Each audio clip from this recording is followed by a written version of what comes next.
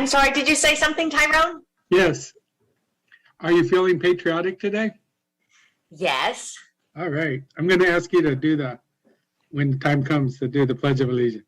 Oh, I don't know if I can stand the pressure.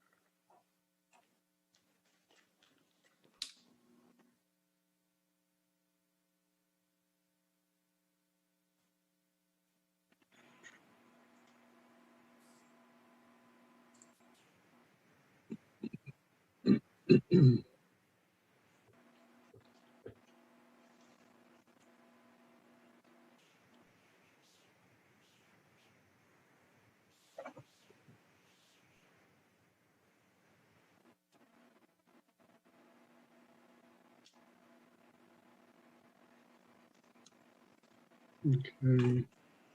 We're waiting for one commissioner, right? Correct. Okay.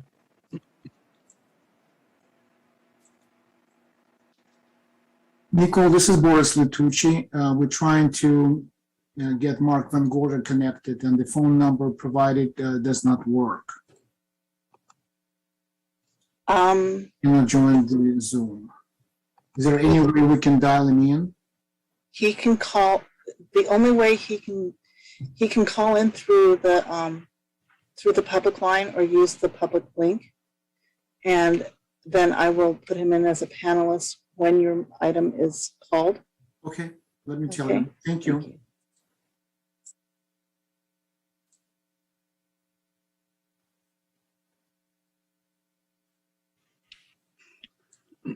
Nicole, have you heard from? Crystal is joining right now. Okay.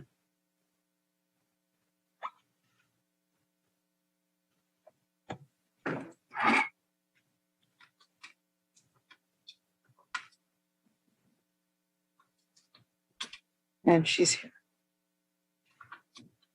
Okay.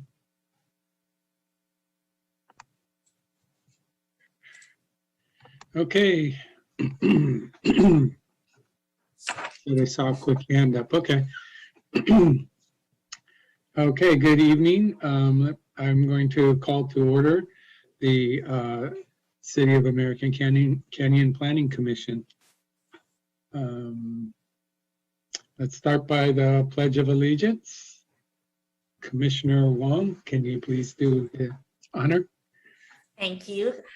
Chair Goff, I pledge allegiance to the flag of the United States of America and to the republic for which it stands, one nation, under God, indivisible, with liberty and justice for all. Okay, great. Can we have a roll call, Ms. Jones? Yes, of course. Commissioner Altman, Present. Commissioner Goff, Present. Commissioner Wong, Present. Vice Chair Malari, Present. Chair Navarro. Present. Okay. Do you want to make your statement now, or shall I talk about public comment? I'll make the statement if you don't mind. Sure. So thank you for joining us for the September 30th, 2021 City of American Canyon Planning Commission meeting. This meeting is being held entirely virtually in response to the COVID-19 pandemic. The format for tonight will be similar to that of an in-person planning commission meeting. In addition to the Zoom platform, the meeting is being broadcast on cable TV channel 28, on YouTube, and streamed live on the city's website. You will see members of the Planning Commission on your screen along with members of city staff. All members of the public will participate in listen-only mode. Public comment is invited for non-agenda items during the public forum section of the meeting and on each agenda item. When the item that you wish to speak on is called, please follow these steps to make your comment. When the chairman calls the particular item that you wish to speak on, click the raise hand button if joining by computer. If joining by phone, dial *9 to raise your hand. When it is your turn, I will announce your name and invite you to speak. You may see a message saying the host would like you to unmute your microphone. If you get the message, please click unmute myself and begin speaking. To unmute yourself by phone, dial *6 and begin speaking. Video will not be turned on, only audio. You have up to 3 minutes to make your comments to the Planning Commission. At the end of your 3 minutes, I will ask you to conclude your comments quickly, and I will mute your audio once you're done. Please only press *9 to raise your hand for the items you wish to speak on. Raised hands will be cleared at the end of each item. The agenda for this meeting is available on the city's website. As is standard practice, community members are allowed to comment one time on each agenda item. All votes for tonight's meeting will be taken by roll call, and we ask for your patience and understanding when there are technical difficulties. This concludes my introductory remarks. Okay, great. Thank you, Ms. Jones. So we'll get ready to open public comment. I'll say the statement first. We're going in public comment. This time is reserved for members of the public to address the Planning Commission on items of interest that are not on the agenda and are within the subject matter jurisdiction of the Planning Commission. It is recommended that speakers limit their comments to 3 minutes each, and it is requested that no comments be made during this period on items on the agenda. Members of the public wishing to address the Planning Commission on items on the agenda should comment via e-comments prior to the start of the meeting or verbally comment on the item during the meeting. Click the raise your hand button if you're joining by computer or press *9 if joining by phone when the item is called. The Planning Commission is prohibited by law from taking any action on matters discussed that are not on the agenda, and no adverse conclusions should be drawn if the Planning Commission does not respond to public comment at this time. Speakers are asked to please speak clearly, like I am, and provide their name. Any handouts for distribution of the Planning Commission must be emailed by 3 p.m. on the meeting day. So with that, is there anybody wishing to make public comment, Ms. Jones? Nobody has their hand raised. We do have a few attendees. If you would like to make public comment on an item that is not on the agenda, please raise your hand at this time. No one is raising their hand. Okay, we'll close public comment at this time. And is there any agenda changes? Director Cooper? Commissioners? You are muted, Mr. Director. Sorry, I thought I clicked. Thank you, Chair Navarro. I have no changes to the agenda proposed for tonight. Excellent, okay. So with that, we can go to the consent calendar for the minutes of August 26, 2021. I'll make a motion. I'll defer to the vice chair. Okay, Thanks, Eric. I'll make a motion to approve the minutes of the August 26th Planning Commission meeting. I'll second that motion. okay. All right, can we have roll call, Ms. Jones? Yes, Commissioner Altman, Aye. Commissioner Goff, Aye. Commissioner Wong, Aye. Vice Chair Malari. Aye. Chair Navarro. Aye. Okay, so next we can move to the public hearing for the PG&E Regional Service Center Design Permit and Variance. Thank you, Chair Navarro and Planning Commission. William He is the project manager for this project, and he has a brief presentation for you. And of course, the applicant is here as well. Excellent, okay. You have the floor, Mr. He.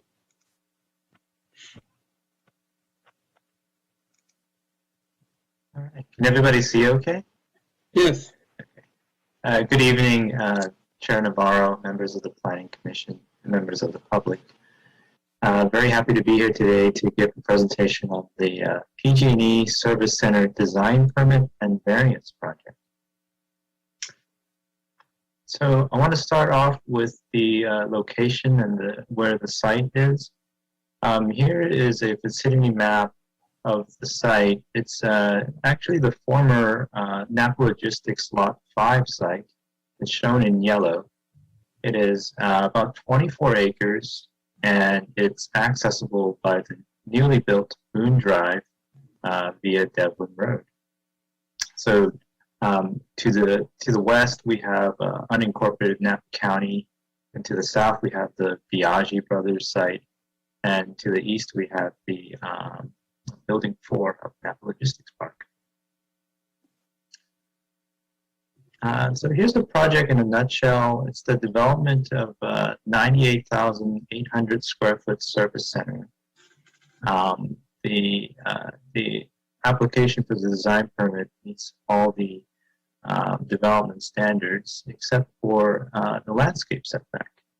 And that's where the variance application comes in. It's a request to reduce the north, west, and south landscape setbacks, and also allow the applicant to provide landscaping on the east side closer to their parking area. The zoning for the site is the SP1 zone, SP1 as in specific plan, and this site is located in the Napa County Airport Industrial Area Specific Plan. It's also part of the Napa Logistics Park project, so it's part of the Napa Logistics Environmental Impact Report. Some of the major features on site are 3 single-story buildings, operations building, fleet, and maintenance. They also have a service vehicle parking area, about 258 parking spaces, and a refueling station. It's not written here, but there's also a large stormwater detention pond on the northwest side of the site as well. So here's the site plan. The dark gray building footprints are the buildings. So we have the logistics building in the center north, and to the west of it is the fleet building. And then we have the operations building on the southeast, which is closest to their entry. We have a couple of storage area zones within the site, and then their fleet parking is in the middle. The site is accessible from Boone Drive on the southeast or lower right. And to enter the site, you have to cross a small bridge, which is built on, above No Name Creek. I want to show you some of the architecture of the site. I just have one slide because the applicant has a lot of nicer slides and renderings. But the building has large storefront-like windows. It has 3 major colors: beige, brown, and like a light gray. It also have a stone wainscot on the bottom. It's very similar to the design of the Napa Logistics buildings, but on a much smaller scale. These buildings are about 30,000 square feet, whereas the neighbors' buildings are about 600,000 square feet. So that's about it for the design permit, and I want to talk about the variance portion of it. We don't get many variances, but this one was a very interesting site. The applicant is requesting variances for a variance for the landscape setbacks, and according to the specific plan, the site requires a 35-foot front yard setback and 10-foot setbacks for the rear and side yards. The setback locations are marked in the blue cloud there, and the reason for the setbacks, one of the major reasons, is that there's a lot of utility easements as well as a conservation easement on site. So I want to go over them briefly about the variance application. So the applicant is requesting to reduce the the 10-foot setback on the west side from 10 to 0. And the reasoning is because there is a utility easement there. And to the west of the site is actually unincorporated Napa County. And it's undeveloped zone, and the zone for that site is a designated airport. The airport zone is very restrictive, very similar to open space or rural. So there's not much development that's going to go on in the west side of the site. For the south side, the request is also to reduce the setback from 10 to 0.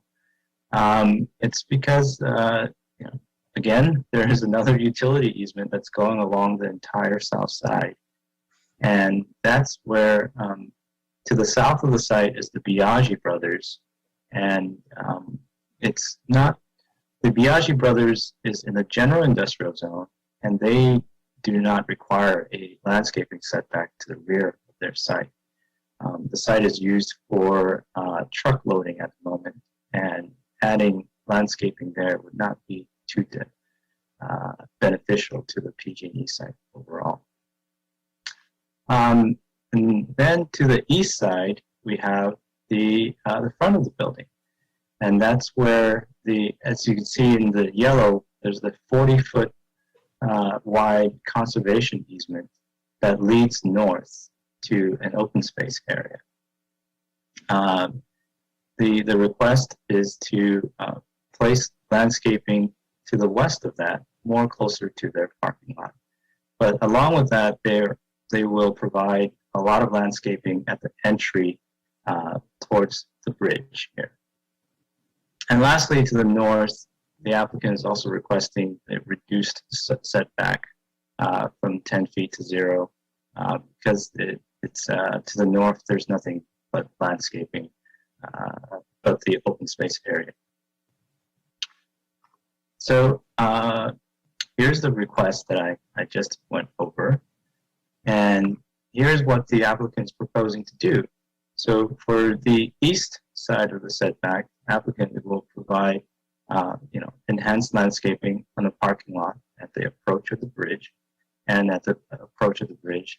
But for the north side, the applicant is proposing to provide landscaping off-site, about 11,000 square feet of the landscaping at their substation at 3331 Broadway Street. So it's a better use of the landscaping if we can bring it to the middle of the city.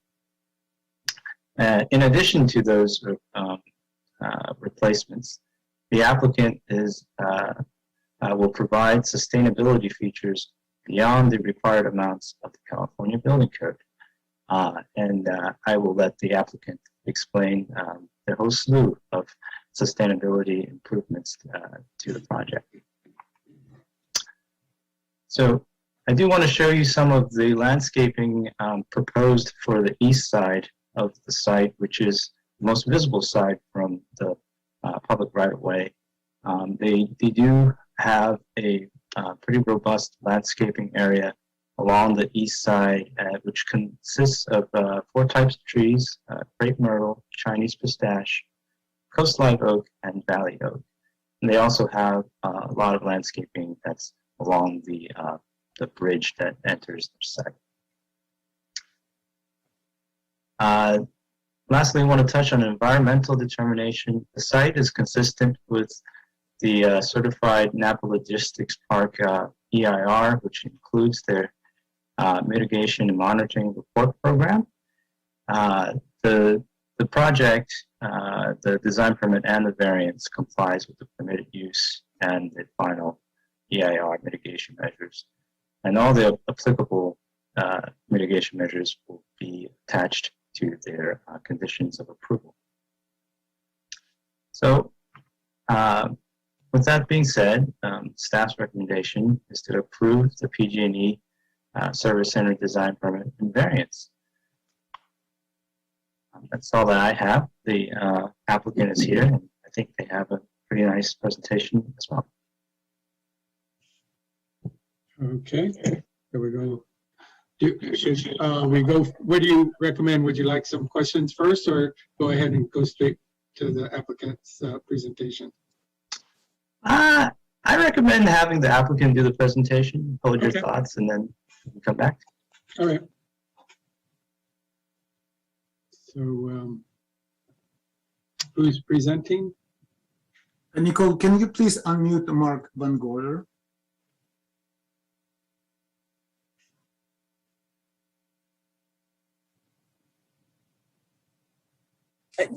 I can ask him to show his camera. I'm not showing that he has some a reason- Yeah, for some reason. microphone. Yeah, for some reason he couldn't raise his hand, but he dialed in with the public access. Okay, was he a 415 number? Yes, he is. Okay. I can allow him to talk. I asked him to unmute himself. Mark?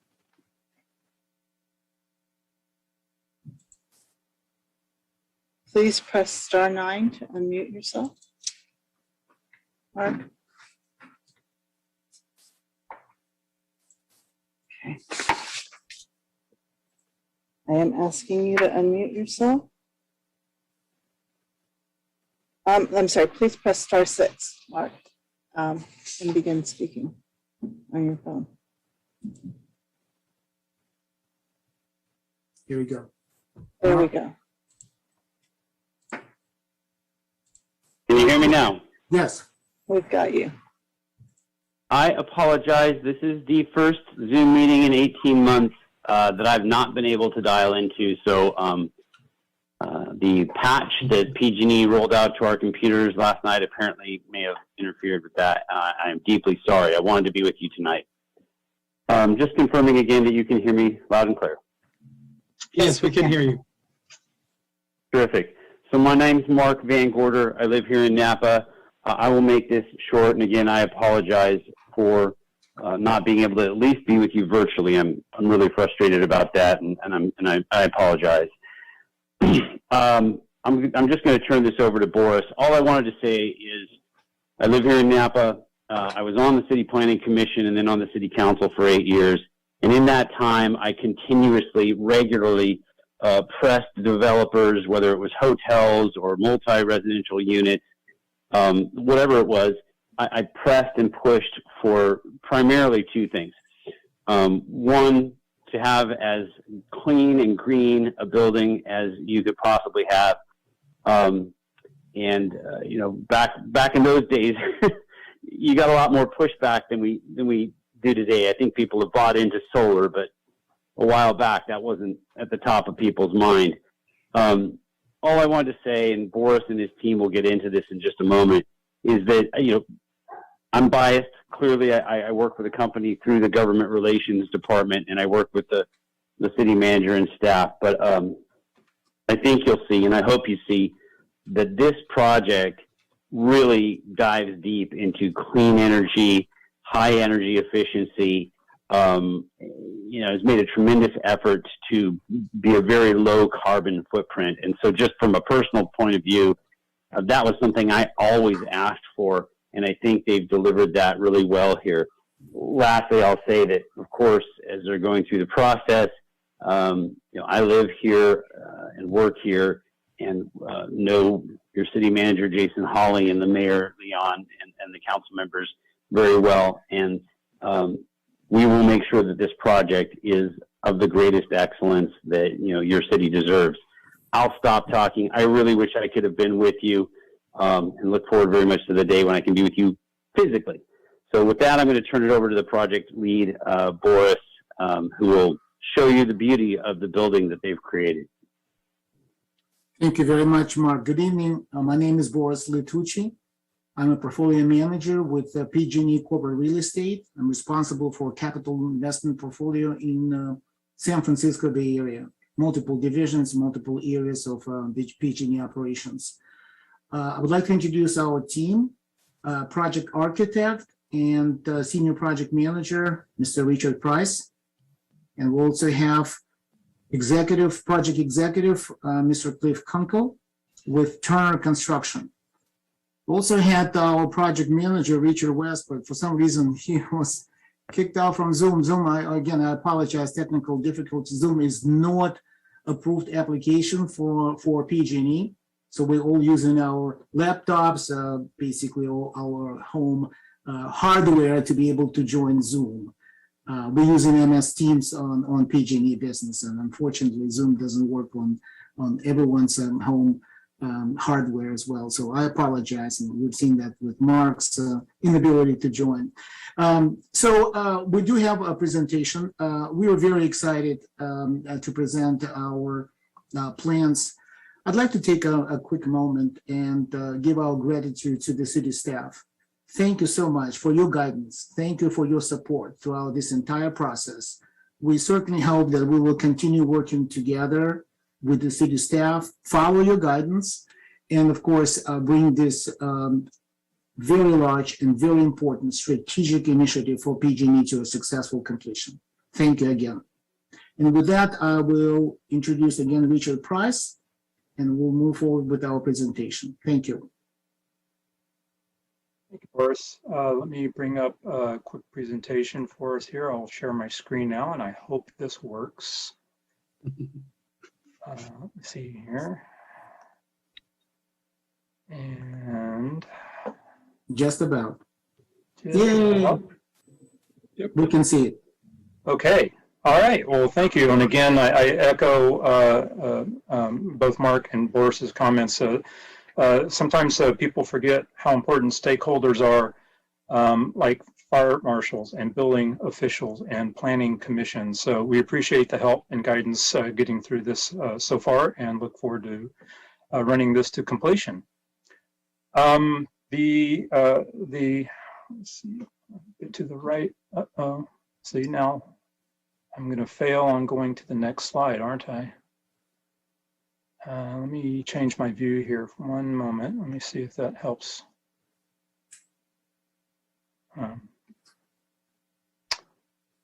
Hopefully, can everyone see my screen? Yes. Yes. Yes. You changed Okay, great. the slide. You changed the slide. All right. All right. Just a quick summation, and again, William, a great job on summarizing the project.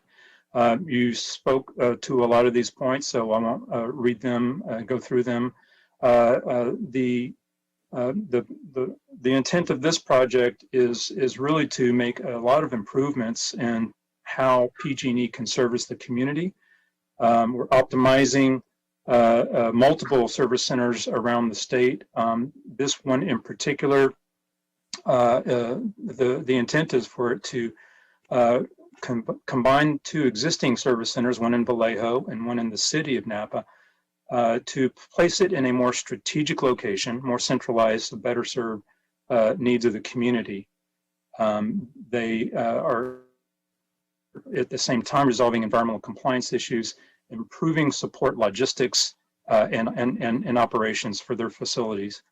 As mentioned, PG&E is a national leader in energy, in providing a clean energy to their customers. We want to continue that and actually make this project a shining example of that. Like a lot of situations where sometimes your own facilities suffer for the benefit of your customers. We're trying to improve that by reducing our carbon footprint, by improving water use, decreasing water use, and making more progressive choices on our energy use in general. This slide, I don't need to go over that again. William covered that very well in terms of the location of the project, which is just down here. You'll see there's a No Name Creek that starts towards the east, wraps around the north side of the project, heads west, and eventually goes out to the river. The airport's directly to the north of us. Devlin Road is here as the main approach to the building. Boone Drive turns north and then dead ends in a cul-de-sac just south of Airport Boulevard. And yes, that's an older aerial. This is just for a quick reference. The other development that's in the Napa Logistics Park Phase 2. This was the building that was proposed here previously It was a 362,000 gross square foot warehouse, which actually is small compared to its bigger cousins over here that you see on this plan. So that's just to give you a sense of scale of the project. As William mentioned, we've got 3 primary buildings, an operations building of roughly 26,000 square feet. That's primarily office and administrative uses. We have a logistics building of 50,400 gross square feet. That includes some shop areas, some storage, both enclosed storage as well as covered exterior storage. And then a fleet building that provides a place for vehicle storage and minor maintenance. There are additional smaller buildings, outbuildings, other support type of structures, and then of course employee, visitor, and fleet parking. This is another version of the site plan that William just showed you, just a little bit cleaned up, a little bit less text and numbers and stuff. And you can see here the entrance over the bridge that's over No Name Creek. And we are heavily landscaping that to comply with city ordinances. This is really our only street frontage, is really this little driveway in front of the bridge. And we have this riparian habitat and conservation easement area between us and the rest of the world, which again is part of the reason why we have asked for some variance here. The light green that you see here are trees that would be planted in that riparian habitat area as part of a conservation area. This whole conservation area to the north of us is for mitigated wetlands and is dedicated as such and being used by a number of entities, and as such won't be developed. Our site, you enter, there's a perimeter road that circulates around to allow for vehicles, fleet vehicles to come in and out, a large employee parking area, and our fleet parking in the center, and then again, operations building, our logistics building, our fleet building, some miscellaneous other outbuildings that or structures, I should say. The bioretention basin is in the lower part of the site, and it's the high part of the site is really where the bridge is, and everything kind of drains a little bit to the north and west. We'll get right on to a better representation of the site. So the bridge is down here in the lower right. This is a view looking from the southeast towards the northwest. So you'll see a perimeter road here. This doubles not only for our road, but for the 40-foot easement that's required to allow construction and maintenance of the wetlands, the mitigation wetland area, conservation area that's to the north of us. So that road is doing a double purpose there. So that's why we've increased the landscaping here, as William mentioned, to preserve preserve that access into this area. You can see here the operations building. There's some visitor parking at the front of that and along the side, along the drop-off area. Towards the back of that is our employee parking with photovoltaic canopies over that parking. One of the main goals here for this project, as William and Boris and Mark have mentioned, is high sustainability. Our goal is to have our operations building get to zero net energy. And if this isn't enough PV, then we'll put some more PV on the roof of the building in order to help us achieve that. We're also looking at some other potential sources, including mini wind turbines that are parapet mounted that would help generate energy. We also have the ability, we've structured, of course, the buildings, the logistics building and the fleet building, they will be structured so that they also can provide PVs on their roofs and can hopefully potentially in the future also become zero net energy buildings. The fleet parking, as we noted in the site plan, is in the middle. There's some other, again, support structures around the perimeter.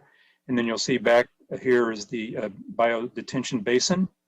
and a slightly undeveloped area in the western end of this. We are currently developing a little over 18 acres with some spare acreage here for the potential for future if we need to. You see in the bottom, I'm sorry, in the left-hand side is the existing Biagi warehouse and parking and truck turnaround area. And again, this is the wetland habitat, No Name Creek, that goes around to the north of the project and out. You'll see Boone Drive on the extreme right-hand side here. Another view of the project is looking from the northeast back more to the southwest. So again, won't have to go through the whole description, but as you can see, again, the operations building is kind of our signature building. That's if people do come in to visit the site or come and see it, they will be greeted with a nice, pleasant building with architectural character that's enhanced. Honestly, the other buildings are a bit more industrial in nature, that's what they do.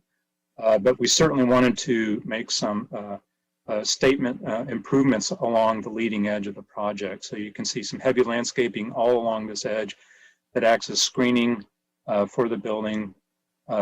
We do have security gates and a fence. A black wrought iron fence has been reviewed. Again, thank you, William and company, for helping us through that. And then just a few more images of some of the buildings. So this is a rendering of the operations building. So this is that first building that you would see coming on site. Again, landscape areas in front and a nice welcoming open lobby space. The facility doesn't anticipate getting very many visitors, but we did feel like it was important to address the street and, as William mentioned, kind of complement some of the rest of the development in the area with some enhanced materials and some enhanced design. This is the opposite corner of that building. So you can see we carried some of the stone theme around to the other side. This is a covered employee break area that's outside. It also acts as an overflow meeting area, so outdoor meeting area for larger groups, especially when the weather is cooperative, which it is so much the time in Napa, that we really felt like it was important to extend the building out with this covered canopy and break area. That's a great benefit to the employees. What you see on the lower left here, if you're wondering what that is, those are the PV panels that are above some of the parking that's immediately adjacent to the building. So, it looks odd in the rendering, but if you're a bird flying over, that's what you will see. And then the logistics building, again, we are using different panel types and colors and reveals and canopies to break up the mass of the building, to enhance the performance of the building, of course, as well, with some water protection from roll-up doors. This is that large middle building. These are the shop areas at this end, and then at the other end you have kind of open covered storage. This is the Fleet building, which is the furthest west. It's a smaller footprint building, and again, there's office space within the Fleet building, and some tool and equipment storage and some minor maintenance ability to store and do minor maintenance inside that building. This, Boris could explain a little bit better, but this is some photos of a recently completed project of PG&E. This is an Auburn Regional Center, and you can see there's multiple buildings. This was actually an existing building that they renovated to their use, but this is, and they put in PVs over their employee parking. So again, just an example of what PG&E is doing in other locations to help improve their ability to service their communities. Again, this is again a photo example of a Fleet building and a place for bulk site material storage outside to keep wind and rain off of that. We're doing something very similar to that here in Napa. And that is it for that presentation. I can leave that up if anyone would like me to go back to a slide. Or Boris, if you'd like to wrap up with anything in particular. Richard, can you please go over the list of our sustainability objectives and what we identified as our goals? And again, thank you for mentioning this as Auburn Regional Center was built about 3 years ago. It's not a prototype. It's one of our very, very good successful projects. You can see how clean the area is and how well organized. We're aiming at a higher level sustainability objective for Napa. The area itself presents the natural habitat, wetlands, and everything around presents an opportunity to prove our commitment to deliver clean energy. Contrary to our neighbors that are in delivery logistics building, we deliver energy. And we are leaders in delivery clean energy, and that's what we want to prove on our own example with our own facility, with our own installations, aiming at, as Richard mentioned, net zero energy for the operations building, and then potentially in the future, the entire site to be net zero energy. And again, that will go along with the other sustainability objectives. Richard, you have a list of a few items that we identified that we want to share with the Commission today. I do. Let me see if I can bring that up. Actually, well, let me see if I can do this from memory instead of trying to read off of. And I will help you. I will help you. I have. Okay. Go ahead. Get started, please. Good. Good. Good. I'll just go back to this. So clearly, again, our goal is zero net energy initially for the operations building. Using photovoltaics, again, we had mentioned also the potential for using some micro turbines, parapet mounted on the parapets of the buildings. We also are studying the possibility of using geothermal wells, possibly even a horizontal loop, to help provide energy efficiency to the buildings to reduce our carbon footprint. Let me stick with energy for a few minutes, and yes, Boris, please, if I neglect to mention something, please chime in. In particular, the operations building being the most heavily occupied, most consistently occupied throughout the day. Of course, we're doing high efficiency, high performance glazing. We do plan on having light shelves that will help bounce light, in particular off the south side into the building. We are planning on having a large amount of solotube skylights to allow for natural lighting and daylighting inside the building that will reduce our energy demand, reduce the load, lighting load on the building, further reducing our energy use. We are planning on operable windows, that of course are tied to the control. So when someone opens the window, mechanical units will shut off, not to compete against each other. Again, this is such a wonderful climate here so much of the year that we didn't feel like a hermetically sealed building was the right approach here. Excuse me.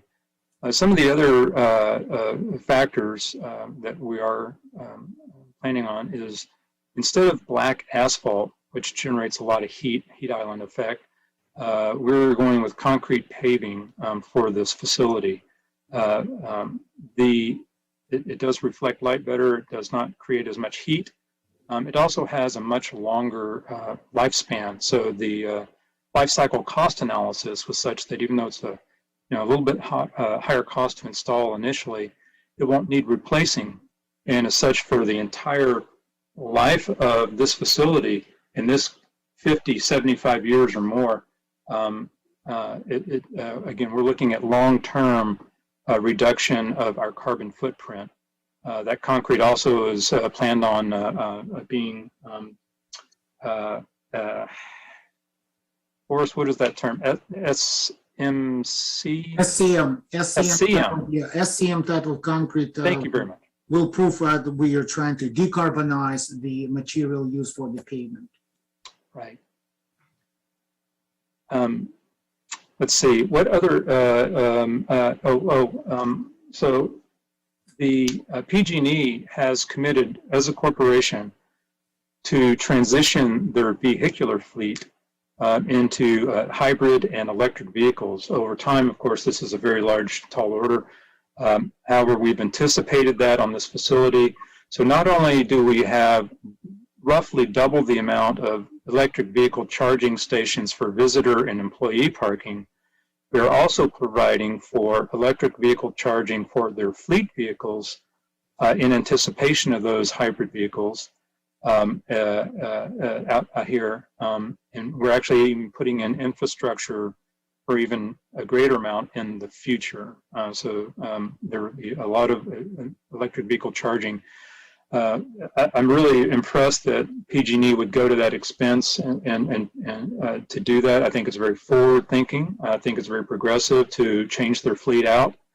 Obviously they're on the road a lot, and so that in and of itself from a global corporate perspective is going to do a lot to help reduce emissions and reduce their carbon footprint in the community and in the state. Could you speak to what the, was I missing? could you mention about the refueling station, because there is a above ground fuel. Is that what type of fuel? And Yes, sir. So until that fleet is completely converted, of course, there will still be a need for fuel. There is a fueling station in the project. It's over here, one of these smaller buildings out here. Not really showing up very well in this view. It will have an above ground double containment fuel. It's also will be graded. So PG&E has some very, very enthusiastic environmental scientists, for lack of a better term, on staff. What they do with that facility is have a small berm that goes around beyond the perimeter of the fueling station itself, and a canopy over the top. So rainwater doesn't drop down onto the fueling station. It's got a canopy over it. And then beyond the canopy, there's a berm that doesn't allow water to escape from that, just a small berm. It would act as a third level of containment besides the second level of containment, which of course is a double-walled above ground fuel storage tank. Of course, they'll all comply with all the state and federal requirements for that fueling station. They have fueling stations at virtually every one of their service centers. Most of them are old and underground. I think we mentioned earlier, one of the environmental aspects of doing this project is the ability to close down to other facilities and be able to pull those tanks out of the ground and make sure that there's no problems there. So, what type of fuel? Boris, I think it'll be both gas and diesel, if I recall correctly. It's both gas and diesel, yes. Yeah, Yeah, but it's just the minimum. Again, you'll be surprised. This is not a commercial type of fuel station. This is just for refueling.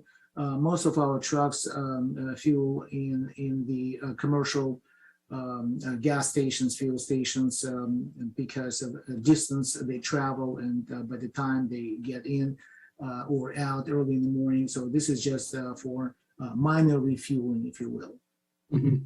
Okay.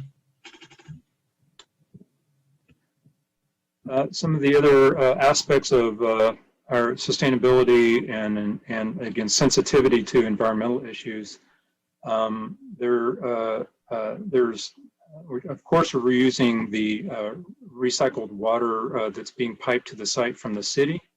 Again, thank you for being forward thinking and doing that. We're using that, of course, for irrigation water, as well as toilet and urinal flushing. And then also we're piping that to be able to be used in other locations around the site if need be for other activities that don't need potable water, so we won't be using up our very valuable natural resource. Concrete paving also allows us to more accurately create slopes on the site and drainage on the site. We are draining, picking up everything, all roof drains and all accessory building will drain into drain inlets. Those will run into a pre-filter system that will allow both trash filter and collection, as well as filtering of any kind of debris or anything that's in the stormwater runoff. That's before it goes into the bioretention basin here. That basin is sized as if the entire site 100% impervious. Of course, that's not what we have, but we wanted to size it for that. In particular, if regulations change in the future, we won't have to rebuild it. It'll already be there. So it's engineered to provide that level of stormwater control over the lifetime of this facility. Excuse me. I'm going to have to pull up my notes. Boris, did you have some? I can help you. Yeah, I can help you, Richard. Just in general, PG&E project team assembled a small army of the consultants, and we also brought in our internal experts with gas operations, electric operations, material distribution, environmental management. And about 2 months ago, we've conducted the sustainability design charrette. As a prerequisite to our consultants, we asked them to prepare and present minimum 2 case studies that they have successfully completed and accomplished throughout the design and implementation for other clients. So that was a prerequisite, just simply to participate in this most like sustainability competition. It was a 2-session work session, a 3-hour each process. And we assembled and we documented over 50 innovative ideas to increase sustainability. So we certainly feel that we will exceed LEED certification. We're aiming silver, gold. Platinum will be probably an extended goal, but yes, thank you, Richard, for bringing that on. Over 50 ideas, so this is just only half. Among those top most important, Richard, you did a very good job. You mentioned reduced size footprint. We intentionally developing only 18 acres, leaving about 7 acres unfinished. It will be graded and hydro-seeded. Right now, there's no need to put the pavement if we don't use. It's just simply very beautiful natural land. In the future, we may have plans, but right now, there was no reason to expand the concrete on the pavement. For the buildings, we will use mixed mode ventilation. You mentioned the operable windows, but we'll have also some mechanical systems as well. Backup power generator will have no diesel fuel. That's something we're looking for, alternative energy. And finally, from the short list that I have, there will be natural gas on site. As a matter of fact, we brought the natural gas right to the bridge over the No Name Creek. The tap is there. But the only reason we'll bring natural gas, not for the heating, not for the hot water, not for any use for the buildings, it will be for our commercial vehicles refueling. And again, not vehicles themselves, but we have on our gas operations business, our operators carry small tanks of gas for their work, natural gas. So that's the only reason we'll have fossil fuel, natural gas on site. And actually, interesting just to observe, the actual compressed pipeline will be just maybe an inch and a quarter for this major site, such a small pipeline. So those are kind of top priorities that we established for our sustainability goals. Again, very important, net zero energy for the operations building. We want to produce, we want to generate the power to whatever we consume of our operations in the operations building. We'll substitute daylighting for overhead lighting. Overhead lighting takes up to 40% of the energy consumed during the normal peak times. So that's important for us as well. And some other ideas, Richard, you mentioned the wind turbines that will be affixed to the side of the buildings and parapet. So we're looking into that. There's so much of new technology right now available to commercial developers. So we're looking into all that. each and every project, we're trying to do something else, something better than the previous one. Do you have any questions? Richard, any additional comments? No, I think we covered it pretty clearly. Okay, all right. Thank you for the help, Lawrence. We'll open for questions, please. Okay. So I guess we could, why don't we, Ms. Jones, open up public comment and see if there's anybody that has comments or questions about this project? Okay, Chris James has raised his hand. Mr. James, I have asked you to unmute yourself. Yep. Can you hear me? Yes. Yes. Yeah. Thanks so much. Just to start, I know I've talked to Nicole in the background on this, but public comment online is actually closed right now. I think there's a glitch in the system with the new system. So there may be more public comments made online potentially that are being missed right now. And I know that it's not something that can be fixed in the short term during the meeting, but I just wanted to point that out. For me, I'm kind of interested in this variance or this exception they want to make to add maintenance on a maintenance landscaping at the corner of American Canyon Road and 29, and I'm excited about that. It is a bit of an eyesore in the city. I'm hoping it's not going to be like a token landscaping. You know, over the years, I've been here about 11 years now, and there's been various attempts to try and clean up that area. Some trees being planted or little shrubs being planted or various plants, you know, flowers and stuff. But it's going to be really hard to master. It would have been nice during this presentation if they'd actually, because that's what they're asking for tonight. That's the big ask tonight, right? For these variances that they want to make. It would have been nice if they could have presented something to say, what are they going to do for that corner there? So if they're serious about that, maybe they could talk to that. And, you know, is it going to be a token thing? And then following on from that is how, who's going to maintain that? The city has a pretty bad track record right now maintaining their own properties. So if is it something that the PG&E will continue to maintain if they do landscape that thing heavily, or is the city going to have to take that on as another burden? As another example, this PG&E recently did a project in the city running a new cable down the middle of Wetlands Edge right through the landscaping there.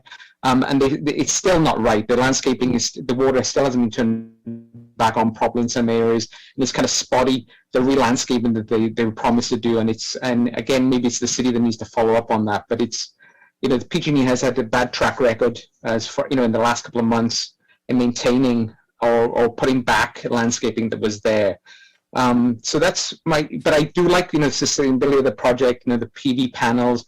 I would expect that from a company like PG&E, though they are an electric company and the future is, you know, that type of technology. So I'm glad that they're going to do that. I am a little concerned though about one last thing about the on-site gas stations. There is a moratorium in place right now in the city, and I'm not sure if this would apply to that, right? So it's maybe Brent can talk to that, how this would, you know, tie into the gas station moratorium and adding more underground fuel tanks so close to the wetlands right there. I know, you know, there's laws in place to cover that stuff, but I am concerned that, you know, we're going to be adding more underground fuel tanks to the city. Okay, thanks so much.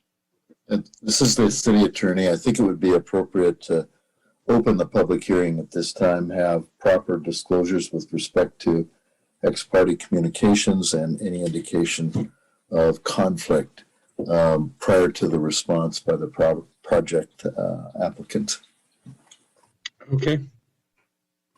Thank you. I will abstain from any decision making or any part of this conversation due to a conflict of interest.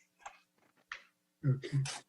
And then the public hearing is open, I assume, right? Yes. Yeah. Thank you. Okay. Okay. Any other disclosures from commissioners? I have none. I have none. Okay. Is there any further public comment? Anyone else raising their hands, Ms. Jones? No, there is not. Okay. Okay. So we could, I guess there was a question that was directed to staff in regard, I guess, to the moratorium and how fuel on this location could be impacted by that pending legislation or ordinance. Thank you, Chair Navarro and Planning Commissioners. The question is whether or not the on-site vehicle fueling tank would be subject to the city's current fuel station moratorium. The zoning code definition for fuel station refers to retail sales of fuels. And in this case, the applicant could clarify, but I think the intent here is this is not open to the public. It's an accessory use to fuel the vehicles that are used for the PG&E's services. Mm-hmm. So it wouldn't be subject to the moratorium. It's a different type of it's fueling, but it's not a retail fueling station. Okay. All right.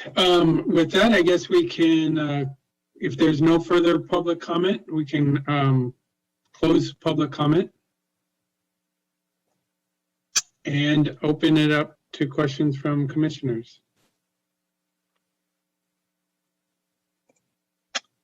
I can't see any, let me see if I need to change my view, but right now I just see the site. Tammy Wong has her hand raised. Okay. Want me to stop the share with that? Yeah, go ahead if you don't mind. That'd be fine. Okay. Commissioner Wong? Thank you, Chair Navarro. I'd like to thank the applicant, Mr. Litucci and Mr. Price and all involved for their presentation, and also Mr. He for your presentation as well. I found it very informative. There were several parts of this presentation that I'm very interested in, and I wanted to follow up and ask a few more questions if you don't mind. The one thing that I was really interested in, and if you could, and I'm glad that our Public Works Director is on the line as well. This is about using the recycled water for the toilet and the urinals. I think that's a great big win. I love seeing it used in the building for more than just landscaping. That was the question that I had for our Public Works Director at an earlier meeting when we were talking about a housing development. Why can we not plumb in recycled water into the houses to use that gray water for more for landscaping, for the toilets and the urinals, that type of thing?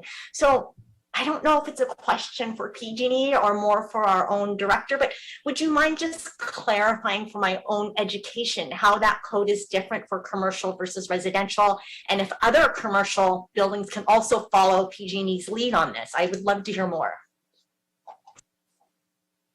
Like me to answer that now? So the difference, as we've explained before, is that a resident, we have to be certified as a resident to use that gray water in our toilets. Make sure people aren't using it. Now, if it's a commercial complex, like an apartment housing, you can assign one person to make sure that everyone's aware of it. Same thing with the commercial business. They have someone that's a general manager or is the safety manager to ensure that everyone realizes that's not potable water in the toilet or in the urinal. So that's the difference really between why residents aren't allowed to use it yet, because things are changing as we evolve and get better, right? But for now, that's how the code's written, and that's why it is the way it is. I'm excited that PG&E is doing this. Are they the first business in American Canyon to make use of our recycled water in this manner? Do we know? Commissioner Wong, if I could jump in, the Reliant Apartments have recycled water in their toilets because that's an apartment building, and it's managed that way. The earliest project I can recall are the Hannah Court warehouses.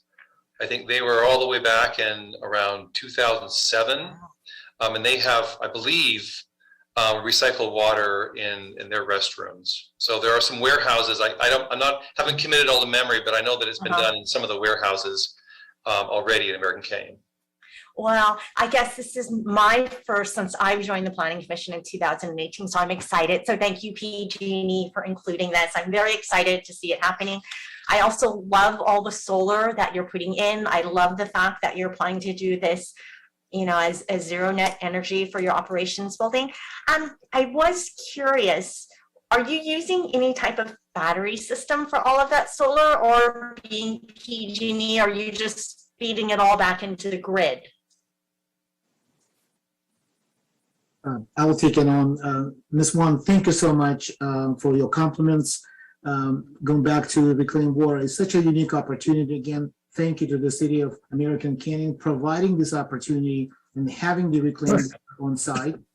So that was a unique opportunity we couldn't pass. Yes, it's going to cost more, but having that opportunity and use the reclaimed water for irrigation and for sanitary use for inside of our buildings, we just couldn't pass on that opportunity. So thank you again for noticing, and we appreciate the compliment. As far as the solar photovoltaic panels and solar power, we're currently looking into an opportunity to to collect the power in our battery system. As you probably know, PG&E recently partnered with Tesla and built the largest in the United States battery storage facility at the Moss Landing Central Coast. 2.5 megawatt facility built with the partnership with Tesla batteries storage. That's the largest facility built so far. This is not the same scale, but we're looking into potential opportunities to establish the batteries for the emergency use, but also as being PG&E, the access at some point, right now not, but at some point an excess amount of the on-site generated energy can be put back into the grid. And again, everything is metered as usual. We're treating our projects as similar as our customers. So we have metering, everything follows the same rule, same protocol. Excellent. Well, thank you for that extra information. I was wondering if you could address the one comment that was brought up during the public comment about the landscaping. I heard it said that there was something, I think it was like 11,000 feet of landscaping that you'll do off-site at the Broadway substation. Can you talk more about what that 11,000 square feet of landscaping would look like? And I'm also interested in understanding who maintains that landscaping. Is that the responsibility of PG&E going forward, or does that get turned over to the city? As far as the variance approval, specifically for the offsite landscaping, and the reason that we did not present it today, because as any project, that will be a separate project, and we will present our design for the city review and approval. Of course, we'll work with Department of Public Works. Most likely, since because this becomes a conditional approval, then it will be presented through the same channels to the possibly William planner, and again go through the process, Department of Public Works. So as a separate project, it will be presented in a way that will be permitted separately. So today, excuse me, today we don't have that presentation, but in the future, when we develop plans, it will be presented to the city for review and approval. And based on that approval, we'll be able to execute on that project. As far as the maintenance, that's PG&E property. And as our property, we're obligated to maintain landscaping. As a matter of fact, some of the work has been already completed for city guidance and directions. What we will do, we will enhance that work and make it much larger. 11,140 square feet, that's a large area. That's a quarter acre of landscaping that the city will have in that particular corridor of Broadway Street. Thank you for that additional information.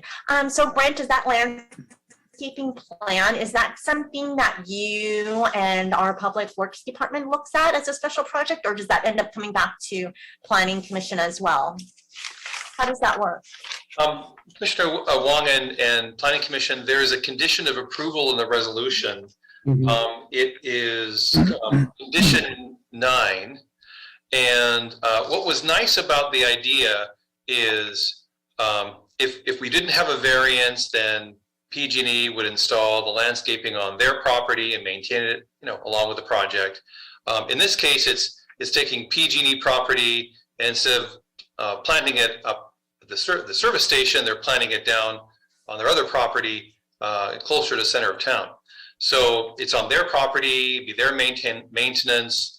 The plans would come to staff for review, and we would review that. It is a condition of approval and a variance. It is something that the Planning Commission could request if it wanted to bring back for approval. Since there isn't the preliminary landscape plan today, normally those kinds of preliminary landscape plans do come with design permit applications. And in this case, it's a component of the landscaping. We don't have a preliminary plan. But it would be, as Mr. Lutechi mentioned, 11,000 plus square feet of landscaping there at American Canyon and Highway 29.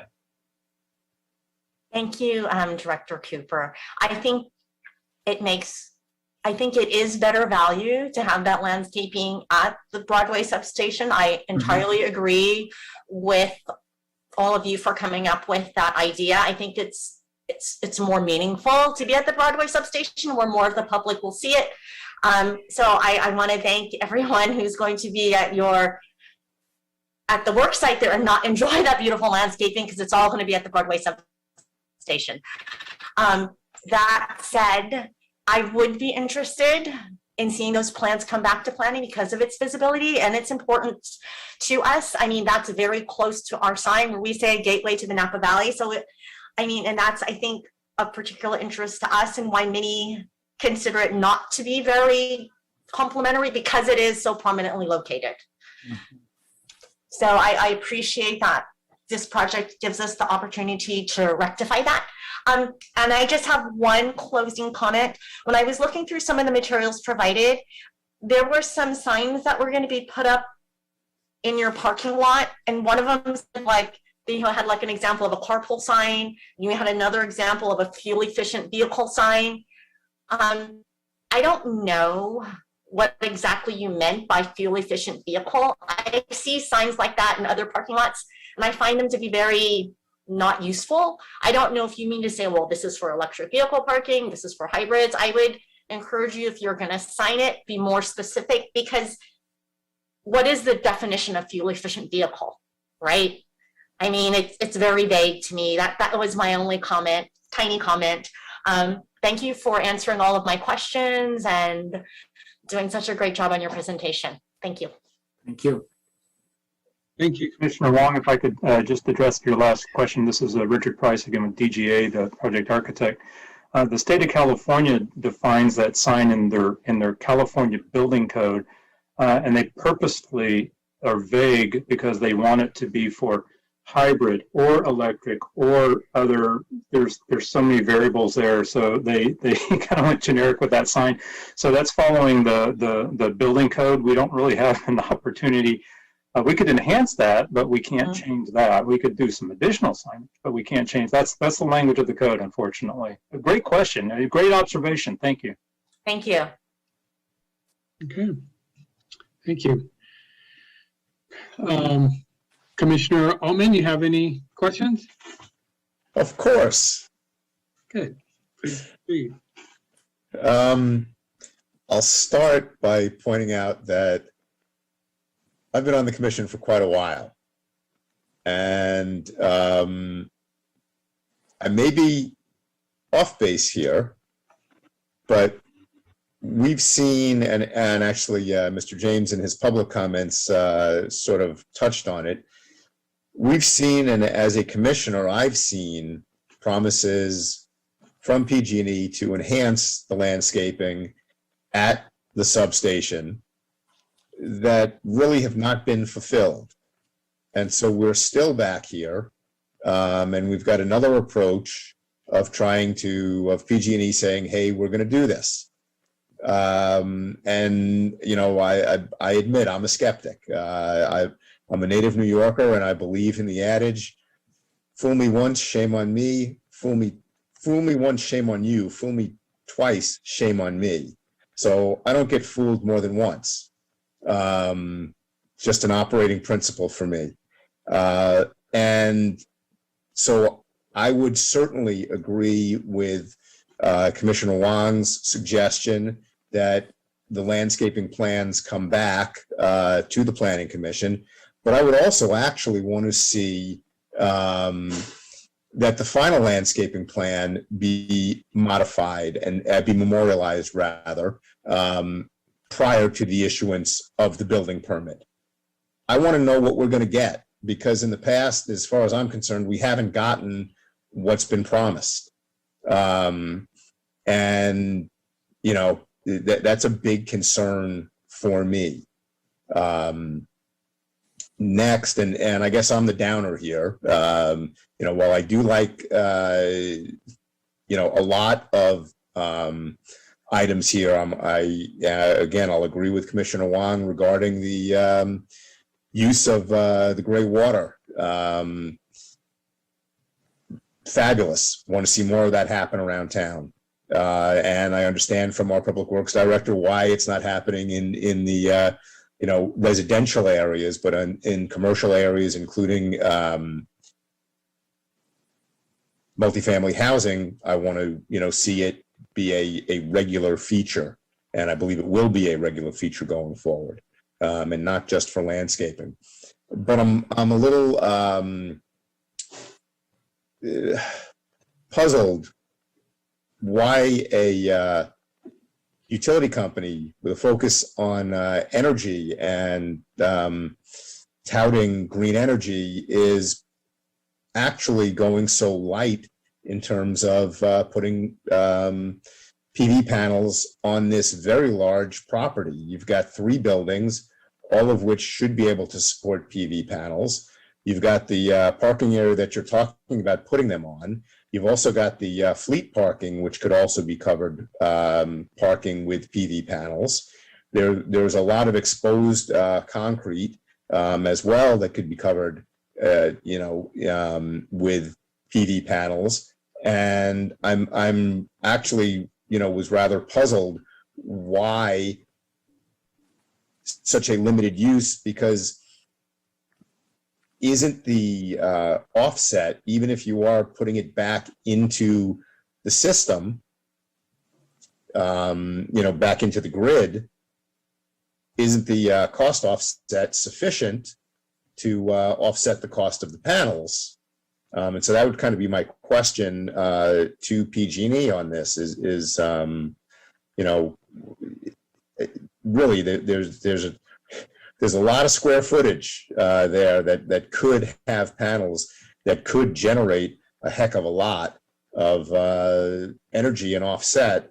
And then the other question that I've got is, you know, one of the big problems, and yes, I get it, we're an urban area, so it's less of a concern primarily, but we've got overhead power lines. Is there anything that PG&E can do to help us undergrounding those power lines? Because, you know, in terms of looks and beauty, it's a heck of a lot better when they're underground than when they're above ground. And B, in terms of safety, as we've seen from the number of wildfires that have been sparked by, you know, trees basically having branches blown into overhead power lines. We do have trees, while we're not, you know, in the middle of a forest, like up in some of the northern counties where there are some wildfires going on presently. You know, we might not have that big an issue, but it's an area of concern. And if PG&E, you know, is desirous of coming into American Canyon, I think American Canyon would be wise to ask if PG&E is willing to assist us in some fashion with addressing this potential concern. So those are my questions and comments at this point. This is City Attorney. Can I address one that's been raised now 3 ways? Yes. One could be with the modification for condition number 9. These are things that the planning director is skilled in and staff skilled in, that it doesn't have to wait to have a subsequent agreement between the applicant and the city. The submittal of the landscaping plan and the approval by the planning director and an agreement, could all be conditions to be satisfied prior to the issuance of a building permit. That's not that unusual. So there could be modification that way, and then you would have the agreement then prior to the issuance of the building permit. And that's something that, because of the experience of the department, I mean, they've dealt with that before. I assume the applicant's done this before, or they wouldn't be representing that they could do it by referring to Auburn. But that would be one way that performance, and it is a long-standing issue. Unfortunately, I remember incidences with the former neighbor of that substation used to be on the city council, Mr. Clokeleser. Issues of landscaping, go back that far. So that would be one modification that could be made so you could assure that prior to the issuance of a building permit. Thank you. So we would have to adjust some of the language in the resolution for that? Actually, in the condition, right? Actually, Chair Navarro, the condition does already require the landscape plan submitted prior to issuance of a building permit. Okay. But it does not require that An agreement. that the plan be final and agreed to. It says the final landscaping plan will be memorialized in agreement between the applicant and the city, which is after the issuance of the building permit. I want the building permit issued after the landscaping plan is accepted and agreed to and memorialized in writing. Okay. Well, thank you for the clarification. Okay. Sorry, Okay. City Attorney Ross, if I jumped in there, but I kind of knew the issue. Okay, great. So that was your item number 1, Commissioner Altman. So Boris or Richard, do you want to address the question on solar panel? Yes, thank you very much. Mr. Altman, thank you so much for your question. I appreciate your interest and I appreciate your comment about sustainable energy. I have to remind though, a true sustainable design and operation can be achieved in different ways. It's not only necessarily generating additional power on site. The way we're looking into it, we're balancing our consumed power versus the generated power. So to balance that, we are designing most effective mechanical systems. We discussed about the different types of ventilation, geothermal power, most efficient, very expensive, but most efficient. We're looking into electrical distribution. Of course, we will exceed Title 24 requirements in many different ways. And again, what we establish for ourselves as the goal for this specific operation, we want to achieve net zero energy for the entire site. So right now, in this stage of design, and again, we're only moving from schematic into design development. We're only starting design development, and we're bringing in additional consultants, engineers, mechanical, electrical, plumbing, sustainable consultant. We're bringing in commissioning agents right now. So we want to balance, and that will be the true commitment, our commitment to sustainable design and sustainable operation. And if we necessarily need to generate that power, because right now PG&E acquires sustainable energy out of state. And again, it's much cheaper than we will try to put PV panels on one of the buildings. So just the cost and balance all the time. We have to review that. And again, the way we're looking into it, we're looking into all our mechanical electrical system. We're looking out to entire operation. Thank you again for your comment about reclaimed water. Just one example. We had this opportunity to use, and we immediately using it because, and we didn't know first time or second time anybody else used.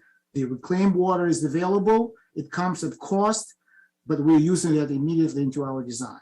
Same with energy generation on site and energy consumption. So that's what we're looking at.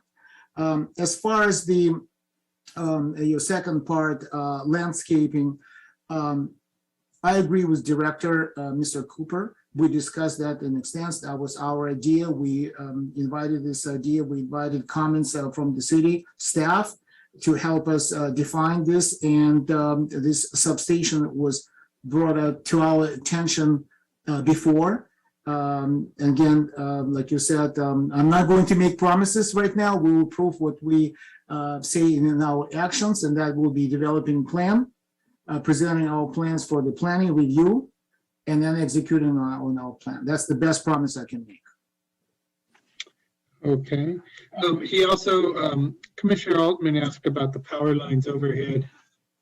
Any thoughts on that? Yes, certainly. Thank you again so much. You probably know our CEO, Ms. Patty Poppy, last month announced publicly in one of the public meetings, and it came as a major announcement immediately after another ignition. And this is something that comes very close to all our hearts. Our people, our coworkers, our employees work and live in the areas that are infected and impacted by wildfire risks and wildfires that continuously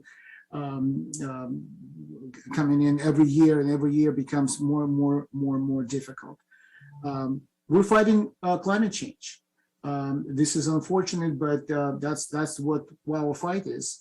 And our CEO last month announced a plan to underground over 10,000 miles of overhead power lines. And the plan is being executed right away. The plan goes along with the major transmission lines, and then we'll move on to distribution. Will we underground all our power lines? I want to hope yes. Will it be next year? Not, but it will be at some point. And again, immediate plan, 10,000 miles to underground power lines. That's our plan, and that's what we're working on. Okay. Commissioner Altman, you have follow-up questions? Not questions per se, but Mr. Latucci, I appreciate your comments, but you indicate that you're buying renewable energy from out of state because it's cheaper than it would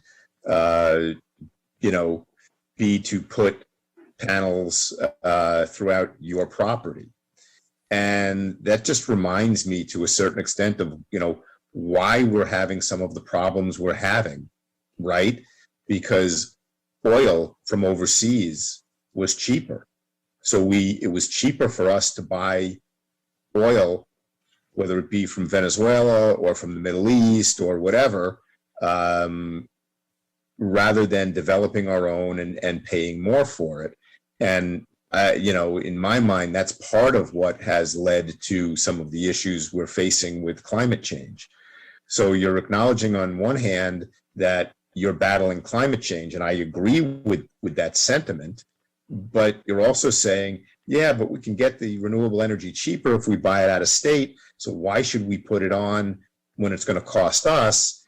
And to me, and this is one of my outsider observations generally of PG&E as an organization historically, and yes, your relatively new CEO deserves a chance to see if she can turn things around and change the image and impression. But generally the impression is PG&E has put their stockholders way ahead of their customers. And your comment sort of plays into that. It's cheaper, so our return to our stockholders is going to be better. Rather than us spending the money, we create more power on our own, which we put into the system. So we have to buy less, whether it be renewable or other forms of energy. And so, it leaves me, and I get where you're coming from. I certainly, we're all looking to spend as little as we can. But I hope you understand where I'm coming from and the issues. And look, and some of it is PG&E's reputation. given incidents over the amount of time I've been a resident in Northern California, which goes back to 1995. So, the situation in San Bruno, PG&E, a variety of wildfires, PG&E. So, when I can, I'll accept PG&E as an environmental steward when I see above and beyond efforts, which would include at times taking on things that might cost the company a little bit more than the what do you call it? Than in what's in the stockholders' best interest. Let's make it about what's in the customers and the communities that are being served best interests. As I said about undergrounding lines, yes, I understand that there's a plan over, I believe it's a 10 or 20 year period to put 10,000 miles of overhead underground. But how many overhead miles are there? I believe it's in excess of 100,000 miles. So you're talking about less than 10% that in, and I forget what the original plan is, a 10 or 20 year window. And I have to interject and tell you a little bit about me and my background. I'm a surety bond underwriter, and I have specialties in a few different areas, including working with renewable energy companies. And there are a number of renewable energy companies who are clients that my employer provides performance payment bonds to guarantee that their projects will be completed. So I think I've got a fairly good understanding of the renewable energy business. I'm not a newbie at this. Okay. It doesn't sound like there's any questions in there. Do you have any further? No, there's no specific question, just comment. Okay. As I said at the beginning, Chair Navarro. Okay. All right. So that's it for Chair Altman. How about I'm Chair Altman, Commissioner Altman. Commissioner Goff, any comments? Yes, thank you. I actually just have a couple of quick questions. One is there recycled water already plumbed to the substation on Broadway? Or is there intention to be using recycled water in that landscaping plan that is being developed?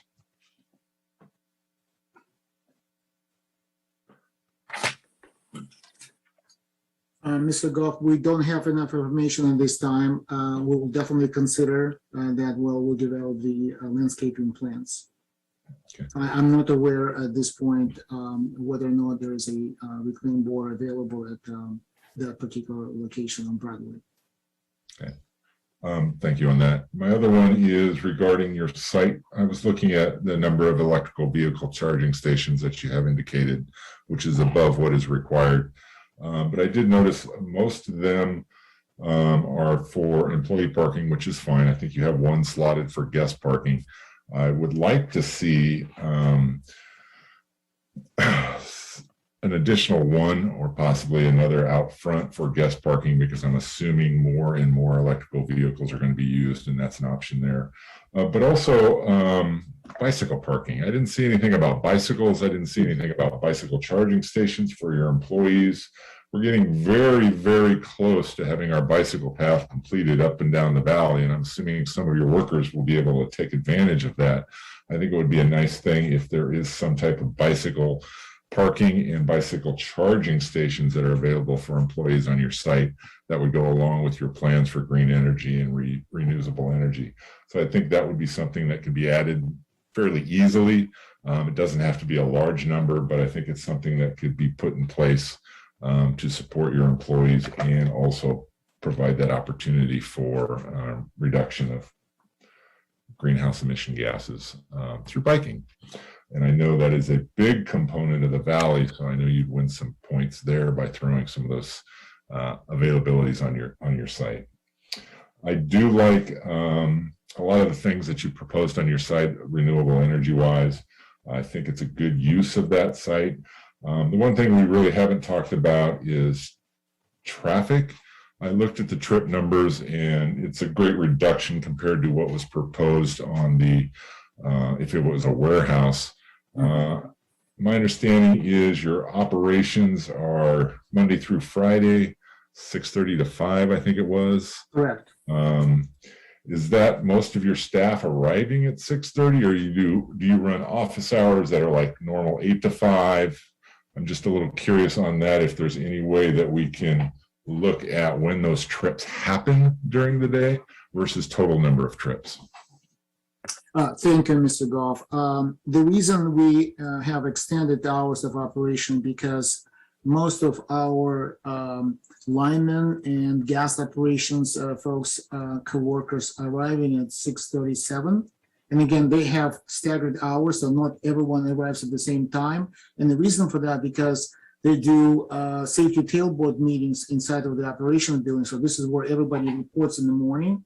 And then there are several special design rooms, we call them bull rooms, for safety tailboard meetings and tasks for the day discussion. And after that, our co-workers, linemen and truck operators, equipment operators, they proceed to their vehicles, and then they get materials from the logistics warehouse and shops building, and then move on to operation. Same is with arrival back. So arrival is just about between 3:30 and 5:30 p.m. So that's that kind of the span of the operational hours. Typically, if we don't have any emergency response needs, the regional center is not operable and not operating on a weekend. So 5 days operation, 6:30 to 5:30. So my understanding there is when your crews roll out, they're all going to kind of roll out at the same time. Not all at the same time. Not all at the same time. And that's why they come at different times. So about half an hour to 45 minutes, the tailboard meetings, safety meetings, and tasks. And then those that coming in at 6:30, they start departure at about 7:15, 7:30, and then the last vehicle leaves probably about 8:30. So that's how the timing within about 2 hours. In about a 2-hour window. Yeah. Okay, and I know the number was in there, but I haven't gone to it. What is the number of vehicles you imagine are going to be rolling out, your service vehicles that are going to be rolling out during that time? Richard, do you recall, I think we were talking about just about the 100 commercial service vehicles? I thought it was a 150 or something like that. So there's always potential for more. We are roughly 150, but on any given day, of course, you're not going to have that many going out. There are specialty vehicles that won't go out unless there's some special use for them. So yeah, there's 150 crew that, but they'll be doubling up in vehicles. So the 150 number is probably remember that, but that's actually the linemen and the gasmen that Boris was mentioning. So no, it won't be that many vehicles leaving, and returning in that daytime usually. Okay. And that is all I have. Thank you. Okay. Any other questions from commissioners before I ask a couple? Okay. Mine is kind of similar, Jen, to Commissioner Goff, is about the traffic impacts. I just wanted to try to get a better sense of what you think the traffic change around that area would be, and noticed that there is so there are a lot of staff people being there, so they'll also be going out probably for lunch or whatever. Is there a cafeteria there? Are people going to be able to stay around the area, or are they going to need to be leaving for if they don't bring their lunch? Typically, we will provide break room areas with all the appliances, all the amenities that our coworkers need for their lunch or break time. typical appliances, and it will include everything they need to either prep or just simply warm up their lunches. Most of the people bring their lunches with them, and that's kind of maybe even cultural thing, if you will. Just simply because breaks are not that long, and getting in the vehicle and drive to a local food place, restaurant, or any service takes time. So most of our people, and those are just under 100 people that will be stationed in the operations building, mappers, planners, mostly clerical staff based, and then the rest of the folks just simply use their commercial vehicles to service our customers. Okay. And is there at other sites a transportation demand management plan? And will there be one here? In terms of, carpooling and all of that?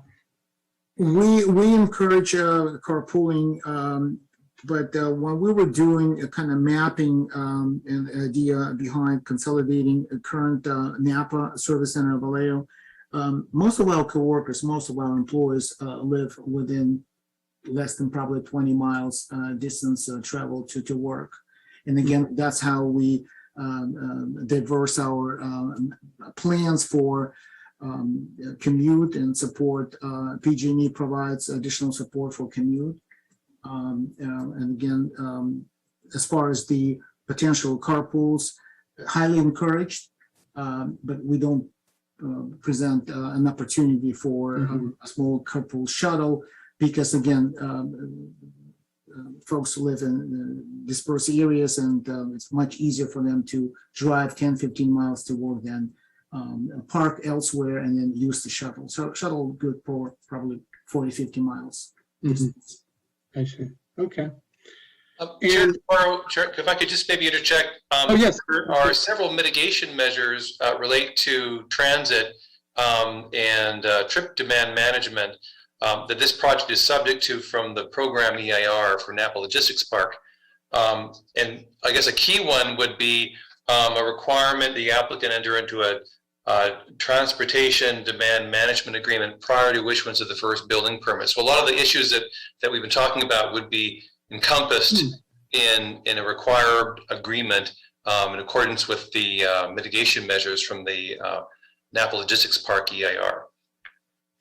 So would that be PG&E kind of working with the other Napa Logistics occupants or tenant? It would be working with their own facility to ensure that there is off-peak use, and there's a number of features that's mentioned in the mitigation measure that are possibilities, but it does require the applicant to have a transportation consultant to analyze the program and prepare something to reduce trips from the site. Certainly off-peak trips. Okay. Well, I guess that's kind of why I was thinking, like, maybe PG&E has done this before as a large company at large places. So how those have worked out and how that be implemented here with this group. I know it's not a huge group of, I mean, the majority of the workforce here are kind of, in a way, field workers, right? They're coming in, checking in, getting their training and equipment and materials, and then going off and doing the work. And it's really about, it's around 50-ish, I guess, that are really admin working all day long. So I guess it isn't really that huge of a group that would be around, adding driving potentially to at peak hours. All right. So my next question is more about once ground is broken, how long do you think it will? What's the timeline and of the construction? Currently, the construction schedule shows the most of the buildings constructed and site improvements completed by February 2023. Okay. In several months of operational readiness, we were planning for full completion and start occupancy migrating initially from Napa Service Center. So that's our phase 1 migration by June 2023. Okay. All right. And, you know, I was trying to get a sense by reading, but I'm not sure if the traffic impacts during construction and just wondering, it doesn't seem like there's much residential, so that noise and that the other, this kind of eruption of large scale construction am I right that it would not highly impact residents in American Canyon? Maybe that's for Brent. Well, yes, Chair Navarro, what is nice about the Napa Logistics Park is it's as far north as one can get in the city and takes access off Devlin Road, which is very well separated from any residences. You have, quite a lot of property south of that before you get to any residences. Okay, so there was no need to do any outreach or any of that for this because of that, right? Okay. That's right. It's one of the nice things about having a business park way away from everyone in town. Okay. All right. I do see Mr. He has his hand up. Yeah, this is a follow-up to Mr. Goff's question. So about the bikes, on the front page of the actual plans, they have a note that says that they're going to provide 8 short-term and 8 long-term bike parking spaces. I don't think it's identified on the. We lost your sound, Mr. Oh, hello. Can you hear me now? Yeah. Okay, that's so weird. So they have 8 short-term bike parking and 8 long-term. The municipal code requires 8, so they're above the required, and we'll definitely make sure that they're in the site plan in the building permit. Great. Okay. Sounds great. Okay. They do show up. This is Richard Presser. We neglected to point them out, but they are actually in front of the operations building. They're already there. You go. Plan. Interesting thought about charging for bicycle. I was just about to say, Rachel, thank you. Excellent comment. We definitely will need to look into that. I appreciate that thought. Thank you so much. We appreciate that. That's something that honestly we did not think of, bicycle charging. Thank you. Okay, and my last is just curious, on the set of plans on the plans for the grading plan, numbered C2.00, in the grading notes, it had something about checking in with, let's see,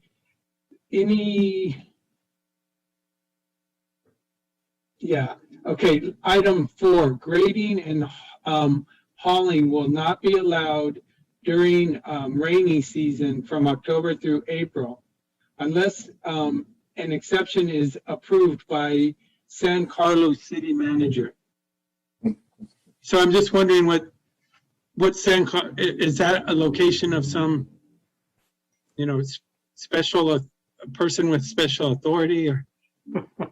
That is what you call a cut and paste note that we missed editing. So my apologies on behalf of our civil engineer. Okay. Obviously an errant note. We will address that. My apologies. I thought we caught all those. You think you got it all. Thank you for pointing that out. I appreciate it. Okay. We'll definitely correct that. Sorry. Okay. All right. That's all my questions. Again, one more chance. Any other questions or comments from commissioners? I had one. Okay, Commissioner Wong. Thank you, Chair Navarro. Going back to the bike parking for a moment, would it be possible to make at least some of those 16 bike parking spaces covered?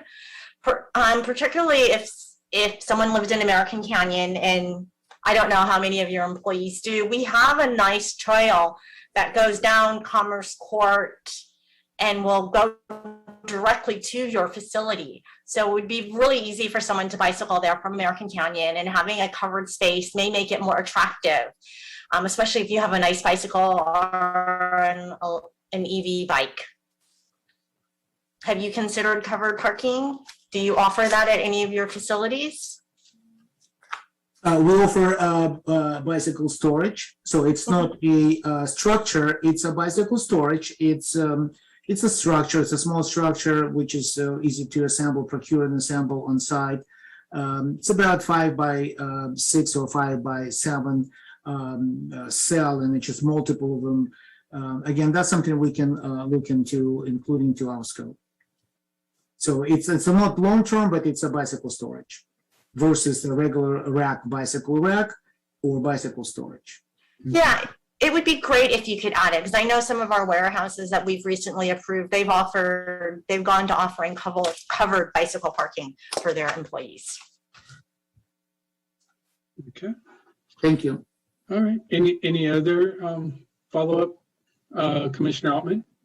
Yeah, just quickly, I want to go back, and I actually want to ask staff on this. I want to go back to my thoughts about undergrounding overhead lines, and I'm curious if staff has brought that up with PG and E at all. There, I said it correctly. Look at that. So let me start there. I mean, is that a concept that staff had even thought about? I think I might defer this one, Commissioner Altman, to our city attorney, but I think there's an issue of what's referred to as nexus. When there's overhead utility lines along the property frontage, that is a requirement that the applicant underground them, or in some cases where it hasn't been feasible, we've looked at a contribution to underground overhead utilities elsewhere, but I don't think there are any overhead utility poles on this property. And I think you're maybe referring to off-site somewhere else, but I think Correct, yeah. that's true. I think I'll have the city attorney, if you don't mind, maybe respond. Sure, sure. comment. Because to me, the nexus is that this is the, PG&E is the owner of those overhead lines. Okay, so that, where Brent's going though, is with respect to our defined standards. And I think the terminology under FERC regulations are different with respect to the transmission lines that are adjacent to this parcel as opposed to power lines. If there were power lines, I think there would be a demonstrable nexus, right? Because they're adjacent, just like, the concepts applied to other improvements like curbs, gutter, and sidewalk, right? Same thing. So I think that's where Brent's going. But I don't think, seeing this layout, that the larger policy that both you and the applicant referenced by the CEO is a policy that refers to something different. But, I would encourage PG&E to make this a pilot location for the undergrounding. But no, I think the legal standard is as stated, and I don't think that requirement for nexus would be applicable to, I guess we're talking about the Eastern Line designations, right? Yeah, I mean, because I'm just wondering if there's any possibility, for some sort of assessment, as a contribution towards doing it. I'm not expecting PG&E as part of approval of this project to underground every overhead line in American Canyon. Let me state that clearly up front. That's not my goal here. But I think for a number of reasons, as I stated earlier, undergrounding lines is clearly in our community's advantage. And I think that PG&E is the owner of those lines, should be willing to provide some form of assistance to us for us to consider a project of this nature. Maybe I'm nuts, but that's my thoughts. I think that's well stated, but I think there's a difference in category here that, I think I would be the last person to not construe our regulations to implement benefit for nexus exaction. But I think that's a reasonable construction of what we got. There are other things, though, that could be refined in the conditions of approval that would reflect the overall intent that the commission's trying to get about linkage between what's demonstrated as a greenhouse gas benefit and the assurance that in fact it will take place. Maybe one pragmatic one, for example, would be condition number 18, where a provision could be added at the end that said, and to be powered by alternative energy generated on site. When you're talking about the power, the lights in the parking lot and so forth, I think what the commission seems to be looking for is assurance that these things actually happen, because as a privately held utility regulated by the PUC, there are very few instances where a city or a county or a charter city could require monetary security for PG&E or Southern California Edison to actually perform conditions of development approval. So, there's just one other, you're looking for linkage, right? I think the phrase used earlier was, why isn't there solar panels on all the buildings? Something to that effect. Just looking at, the intent of the regulations, there's one more place where there could be that linkage, because, our jurisdiction does extend to conditioning things before the building permit and before the issuance of the C of O. Got it. Thank you. I like that. So, Mr. Ross, are you suggesting that that we add as one of the conditions, one of their statements of how they intend to have zero net energy for their operations building? We add that as a condition of approval? Is that what we're saying? I'm drawing from the expressions of the commission as a whole and individual remarks, yes. Okay, I would be in support of like that, because I think PG&E has been very proud of their goal of doing zero net energy. So I think it would be appropriate to memorialize that into our conditions of approval. And I want to circle back around to my request about covered bicycle parking. Mr. Litucci, is that something that you would support and that we could also add in as an amendment to our approval to have covered bicycle parking for your employees? Yes, I support that. Thank you. So Eric, what do you think? Does Mr. Attorney Ross's suggestion about the zero net energy, does that satisfy your interest? Yeah, I know the modifications that I'd like to see made to the conditions of approval. So yes, that was one I hadn't thought of. So I appreciate City Attorney Ross's commentary. Just come up with it in the next 3 minutes, right? We'll try. Well, that's what I was going to address. It sounds like there are a number of things that maybe staff has learned from our comments and the discussions and our questions. Should we try to hurry and scurry to get the right wording, or should we continue this matter? Staff, I'll ask Director Cooper. Thank you, Chair Navarro. I've been making notes on potential changes to conditions. And if the commission is comfortable, we could describe them.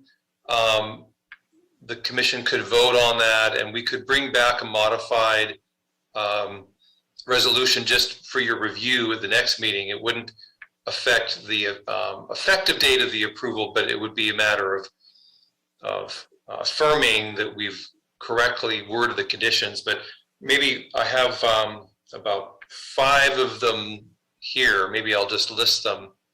Sure, please proceed. And so one of them reflected an additional e-charge station for automobiles in the visitor parking lot. That was Commissioner Goff's comment. I think there was a condition referring to a bicycle charging station. And then a condition that we have covered bicycle parking. And then another condition that reflects that wasn't clear quite the extent here, but there was a reference to zero net energy. I believe Mr. Latucci, pardon me, had mentioned the operations building is intended to be zero net energy. Correct. So just wanted to clarify that's what I understood the applicant to say. Just want to make sure that we're clear on that. And then finally, with respect to the landscape plan, Commissioner Wong mentioned bringing that back to the commission just for its review and authorization before it's it's approved for construction, and that would happen before issuance of the building permit. Okay. Did I capture all of the issues? Pretty much. The one you missed, which ties in with the net zero energy use, is I like the way City Attorney Ross modified, and he used condition 18 under building and safety as an example. Basically, and I hope I get the language pretty close. But this is talking about what do you call it? The lighting and so on would be powered by alternative energy generated on site.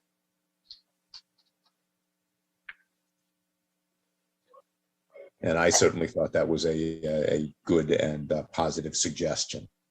So you would add 2 things? Clarification on that. Are we talking about, because he mentioned lighting, but there's a lot of other things that are, on their site that are energy driven, there's pumps and things like that. So I think we need to be a little bit precise on what we're asking here. I think saying zero net energy is broader and it goes beyond just lighting, to Mr. Goff's point. Perhaps Mr. Latucci, could you suggest some wording around that point? Since to say what zero net energy would encompass, perhaps? Thank you, Ms. Wong. I appreciate you asking me to clarify. The goal that we set for the operations building, which will house all of our bull rooms, change rooms, operations center. We have emergency operations center, which is local for this strategic location, which will provide 7/24 backup power. Just achieving that particular goal will take up entire PV system that we are proposing for the employee parking that will cover over 100, 200, close to 200 vehicles. That's a quite a large area for PV photovoltaic panels, photovoltaic system. Adding anything on top, like mentioned, parking, lighting, that's an additional burden to have to say. Just achieving the net zero will be a challenging goal. We set that goal and that what we're designing towards, and we will implement that. Anything beyond that, that will be difficult for me to make a commitment to today. Okay. Oh, okay. So yeah, we are talking 2 different things here. So number 18 would just be lighting throughout the whole complex, whereas specifically zero net energy is specifically for the operations building. So I understand your point. That's a good clarification. Director Cooper, do you think you have enough for... Actually, item 18 speaks to external part, exterior building. Parking light and yard lights. Not all. Just to clarify what you... Yeah.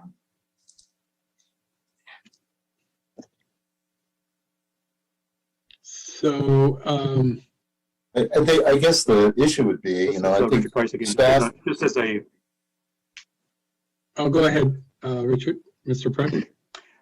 Just as a point of clarification on that, parking lot lighting, of course, would only be on at night. That would create an additional kind of burden of having on-site battery storage that we're not quite sure the technology and the cost is there yet to make that make a lot of sense. And I don't want to put words in Boris's mouth, so please, Boris, correct me, but it would, to me, make more sense to utilize that power generated during the day to power building operations as opposed to trying to store it and then use it at night, especially since, now we've got some LED lights that really don't draw a lot of energy for the parking lot lighting and exterior lighting at night. So it would seem more efficient to use that for the building power as opposed to nighttime parking lot lighting. It's just a thought. But isn't this supposed to be a energy efficient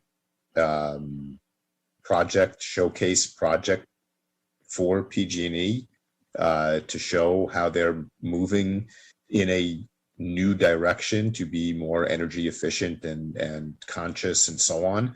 So if they can partner with Tesla on building the largest facility, battery storage facility, can't they partner, whether it be with Tesla or one of the other battery backup manufacturers, for what would be, frankly, a relatively small backup system? Because, as you point out, it's yard lighting is primarily LED, which are, low efficiency. They require a ton of power, and it, might mean needing to put a few extra panels up on a roof, or expanding how many parking lot panels there are.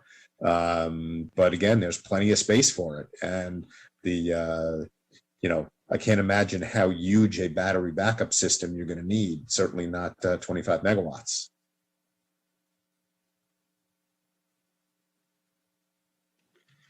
Honestly, Mr. Elton, I don't believe there will be a cost benefit for PG&E. And again, yes, we're striving for sustainability in each and every project. We achieve a new goal, and moving forward, we never said this is the showcase. We never said this will be the pioneer or the best of the very best projects. Not at all. This is not a showcase. This is a very good regional operations center. This is where we operate from to serve our customers.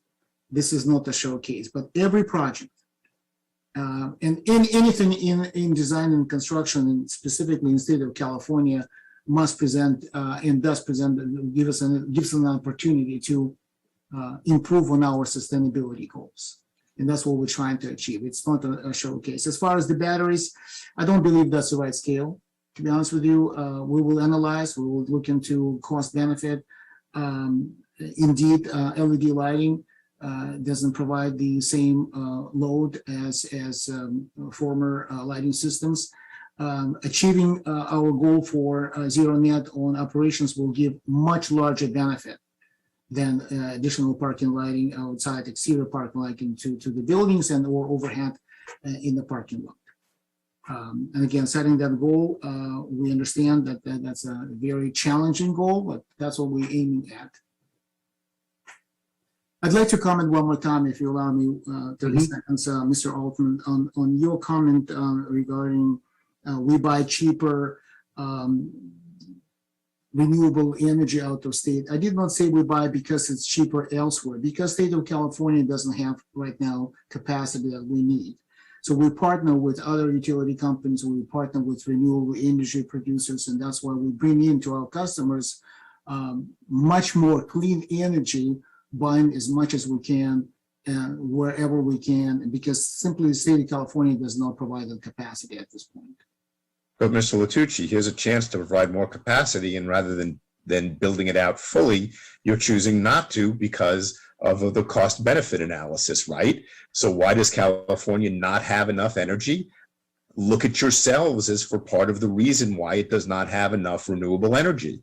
If you're not going to build out a new facility, fully put panels on all 3 buildings, cover the parking areas in full, including the fleet parking, it's sort of disingenuous to me to, come back and make the argument that, well, California doesn't have enough. That's why we have to buy out of state, yet we're not doing more to create that energy when we're building our own facilities.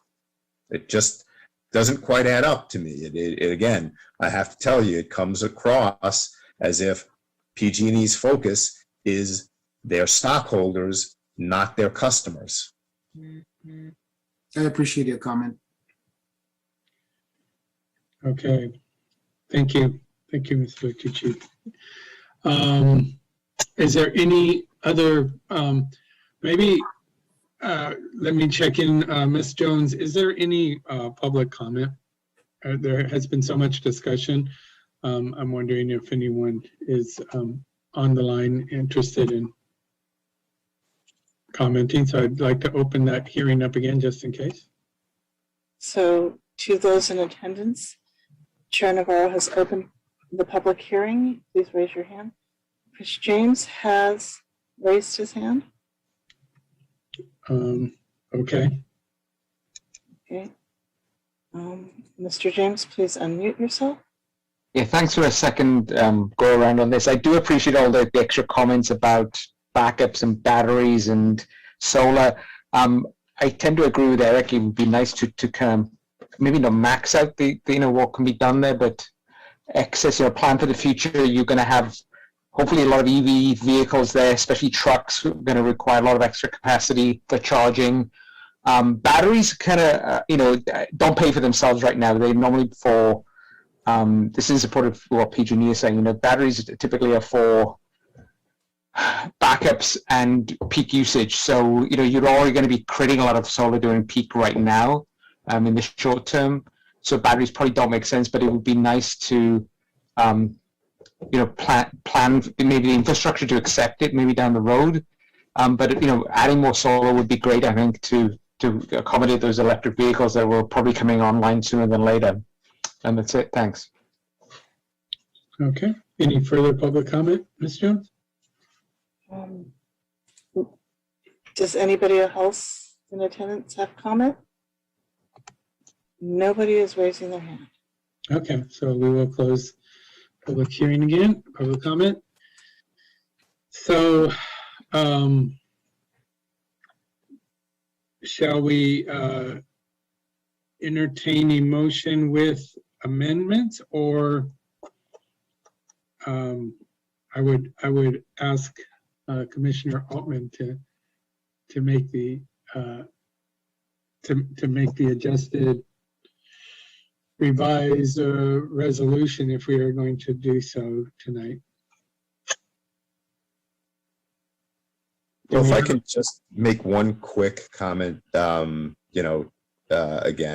and it's in response to Mr. Latucci. I don't think I'm nuts, and perhaps it wasn't you. It may have been your associate who couldn't get on the Zoom this evening. I don't know if he's still on the line, but Mr. Van Gorder. But I'm pretty sure someone did comment that this was going to be and I forget the exact terminology, but this was going to be a showcase project. And so that's where, I don't think I'm pulling that out of thin air. So, just so you know. So I do want that clarified and on the record. Thank you very much. Mm-hmm.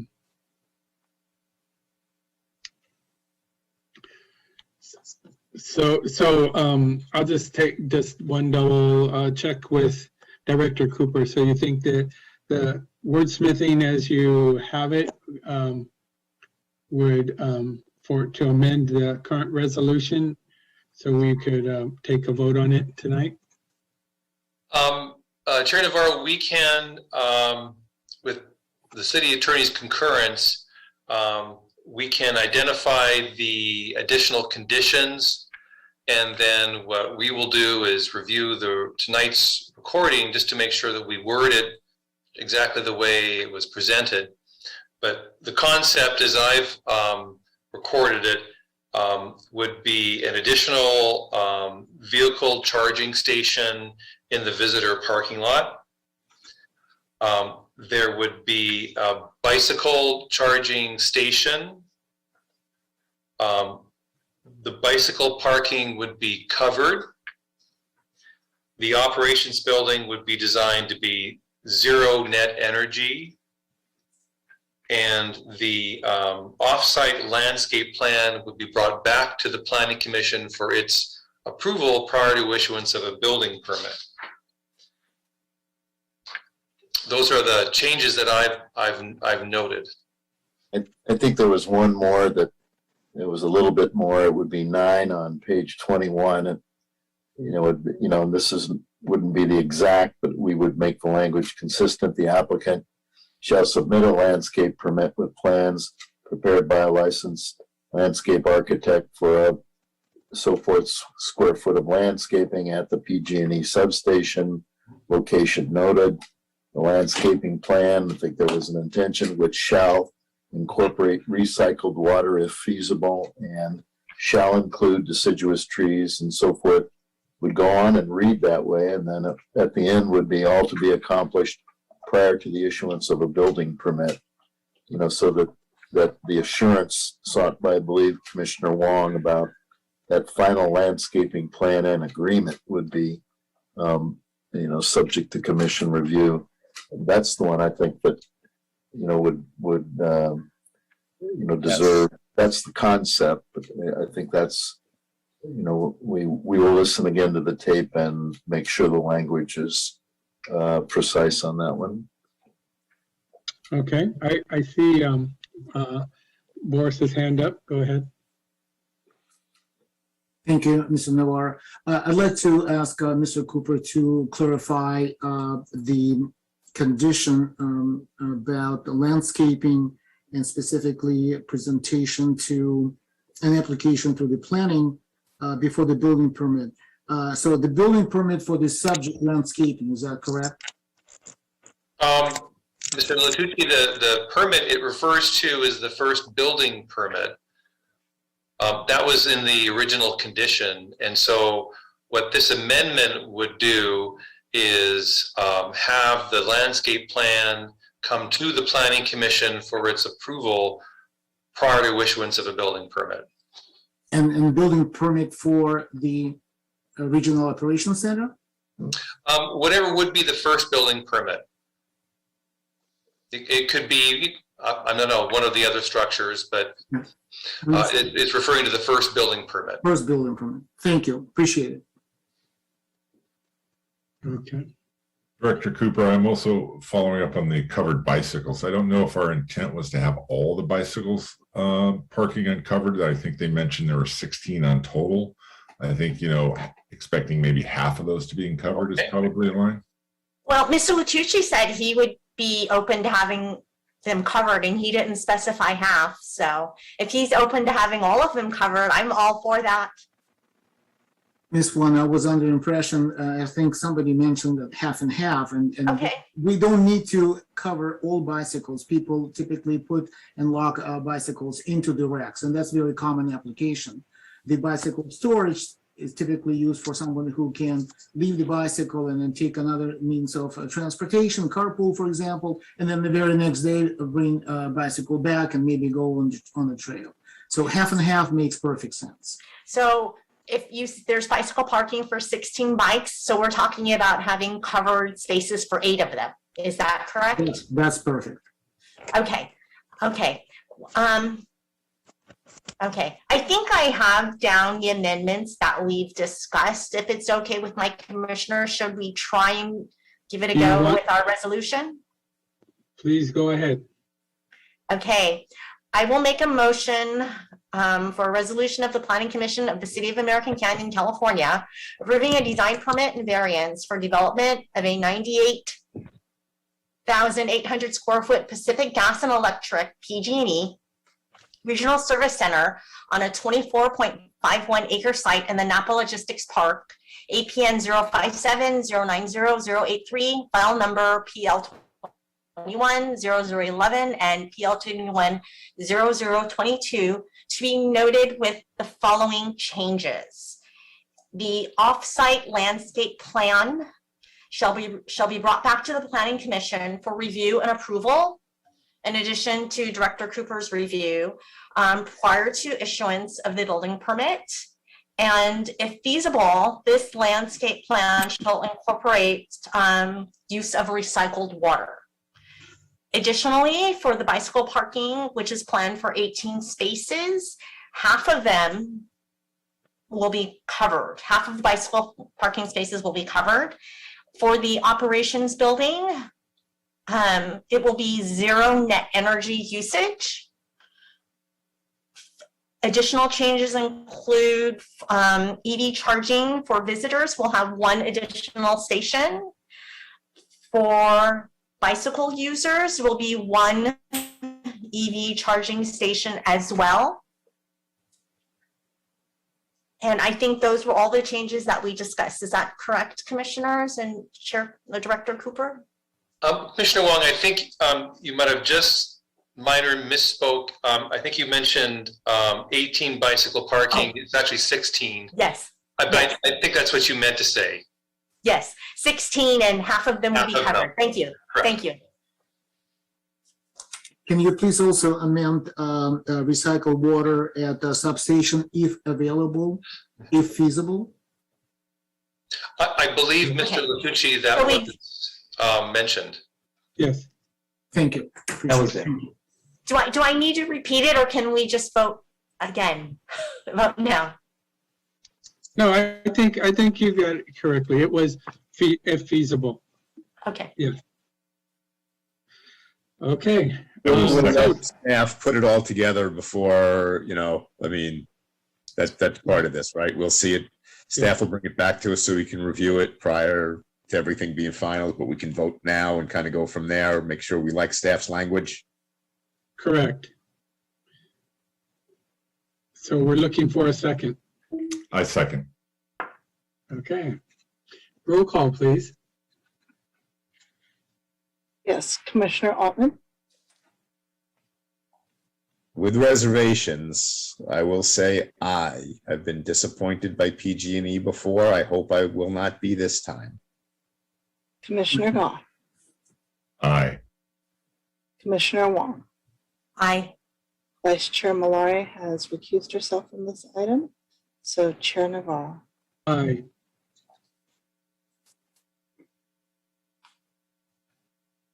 Okay, so motion passes as amended.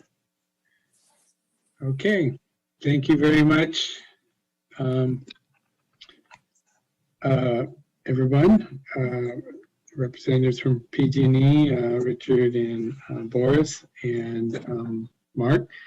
And so I guess we can go to the next item is, Thank you so much. thank you. Let's see. Ready. Thank you. Okay, thank you. All right, so then there is no business, so that got cut off. So active planning projects. Thank you, Chair Navarro and Planning Commissioners. Let me just give you a quick overview of the work going on in our department. I guess I'll start from the beginning. We did, PG&E, speaking of PG&E, their contractor set up shop on Green Island Road without having the proper authority. They did submit a design permit application. It needs some work, so we'll be getting comments back to the applicant on that one. The Napa Cove pre-application, I noticed during our meeting tonight, they filed an application for their design permit, and that's, I think, 66 affordable apartments next to the mosquito abatement district off of between Melvin and Broadway in the Broadway residential district. So nice to see someone build something per zoning. Let's see, another item here. Every development agreement has to have an annual review, and so the City Council is scheduled to have an annual review for the Napa Airport Commerce Center. Just sort of a little spoiler alert, there really haven't been any of the requisite conditions occur yet that requires any of the public benefits. So it's a pretty simple report, but anyway, that's scheduled for the upcoming council meeting next week. Director Cooper, just a follow-up question on number 2, the Napa Cove pre-application. Can we request a name change? Pardon me? So can we request a name change instead of Napa Cove? You're at the beach. Well, we can suggest it. I remember the Reliant Apartments was called the Palms, and they changed their name. So, yeah, we can maybe suggest they have something perhaps a little more local.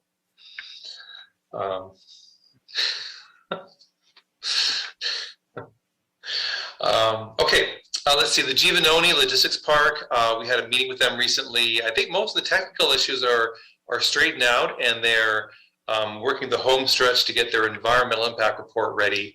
So we're looking forward to that. I did request an update from the applicant just today to find out how it's coming, but I think we're expecting something fairly soon.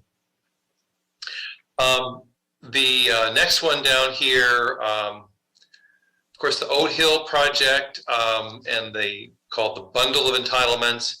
It went to the city council in 2 batches, September 7 and September 21st. It's all got approved. So that's an enormous entitlement that the Planning Commission took a look at this spring that hopefully is taken care of. Okay. So that's nice to see. The Rotten Robbie application was withdrawn. So that's, you know, we have held all of the fuel stations applications in abeyance as we work through the moratorium, but they've withdrawn their application. Of course, we're looking forward to a very big meeting, a couple of next week on Tuesday. I'm looking forward to the Planning Commission joint meeting with the City Council to talk about the Hampton Inn zone change and use permit. And so that's exciting, along with talking about the schedule for the general plan update. The SDG 217 project that was held in abeyance at the request of the applicant. It was appealed to the City Council. I believe we got word earlier this week or late last week, applicant is proposing to move forward with that. So we'll bring that to the council. And then, and finally, there, as you probably noticed, received an email this afternoon. There's a meeting on Monday hosted by the Napa Valley Transportation Authority primarily, but also in conjunction with the city and Caltrans to talk about the future for Highway 29. And for, if all of you kind of roll your eyes and say, are you kidding me? Another study on Highway 29, what's going on? Yes, it is. But, you know, I'm sure during the meeting it will all be explained. You know, working on a state highway is incredibly complex. This particular study is one that speaks directly to Caltrans and might bring forward funding, federal funding, to actually make some physical improvements. And so there is a heavily multimodal component to the proposed improvements. And so that's something that I think is important for everyone to understand what that means. But it also could bring potentially funding to underground the overhead utilities, which we're all love to see on the highway, along with landscaping and pedestrian facilities. And so there's a lot of, you know, some really good things that could come of this. Multimodal is something I think is new to a lot of us, and I think that's an important part that I hope people will join the meeting and understand. I'll reach out to the Planning Commission, other groups as well. I know that there's other outreach efforts apart from what I sent out as well to try to get some good participation in this, because it's the highway, of course, we know is incredibly important to our city. Right. So glad to answer any question you might have on this or other things on the list. Okay. Any questions? Did I miss it? But what's the Sun Square mixed use building? Oh, yeah. That was submitted a little while ago. That is a property today on Napa Junction Road towards the eastern end near the railroad tracks, where there's 2 houses today. It's about half an acre, and it's proposed for offices on the ground floor with apartments above. So it's Mhm. haven't we all been wanting that? Mhm. Mixed use, how about that? And so it is an application that came in, and we provided comments to the applicant, and we're kind of waiting to hear back from them. We're probably close to a check-in, see how they're doing on that one. Good. Yeah, that'd be good. Okay, well, 7-Eleven hasn't pulled their application, just Rotten Robbie. Yeah, just the Rotten Robbie has been withdrawn so far. We are working on, of course, the general plan amendments to the climate change and adaptation policies.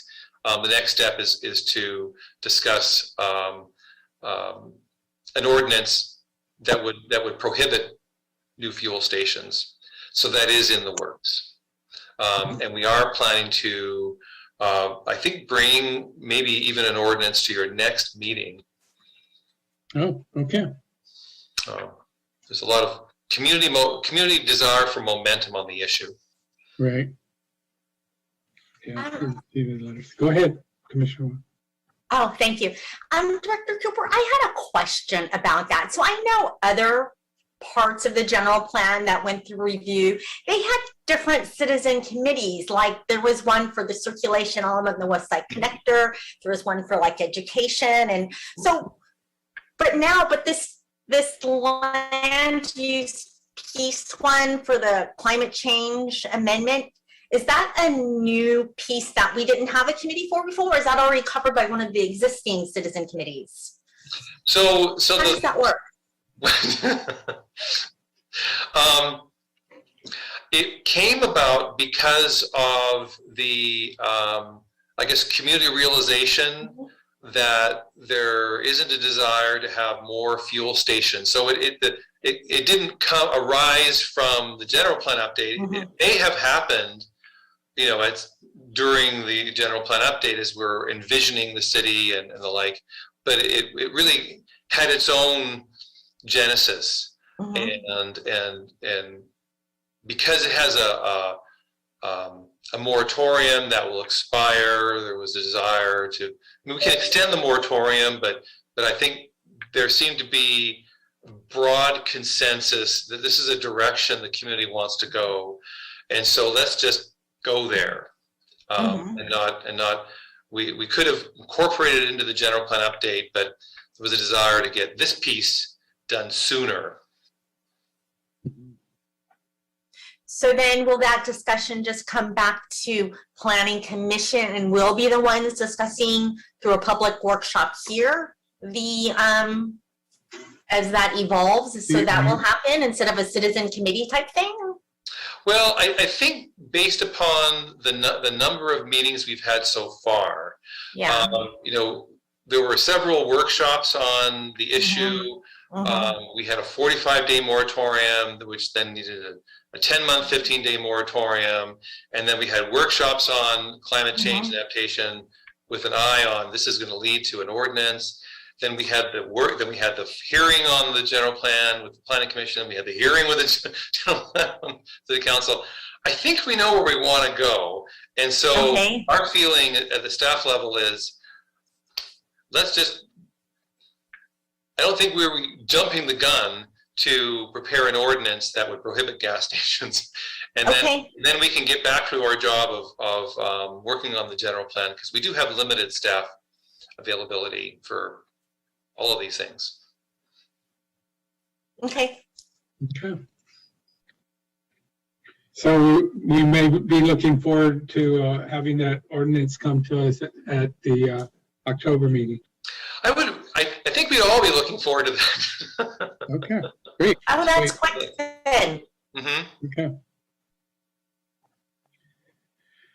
All right. Well, if there's nothing else, I don't need a motion, right? I can just go ahead and adjourn. Is that right? So before we adjourn, I want to make a commissioner comment, if that's all right. Oh yeah, sure. Yeah, I just want to thank the city staff. The rest of the commissioners may not be aware, but you're familiar with the Citizenship Academy that the city has put on for the adult members of our community, in which I'm a proud graduate of cohort number 1. But they are now doing the same thing at the high school. Right now, we have about 160 seniors going through kind of a abbreviated Citizenship Academy. And last Friday was the first one. We had, I think, 5 different representatives from different departments of the city come and present to our seniors throughout the day. It was just great to see, and the ability of our senior upcoming adults coming in and learning more and more about the city and how it runs and how it operates. So that I just want to thank the city staff for that and making that available to our kids. It's very rewarding when we go to the schools and we can spark something in the students. Yeah. That's really exciting. That's cool. Okay. Well, before I adjourn, are there any other commissioner items you'd like to raise? Commissioner Altman? Not quite a commissioner item, but Director Cooper, when you've got your report prepared based on this meeting, can you share it? Which report? For developing the, that you're going to use to develop the final version of the resolution. For the PG&E project. For the PG&E, right. Mm-hmm.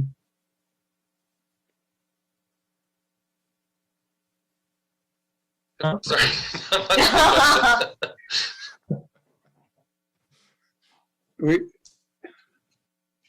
You want to just read the final the resolution with all the.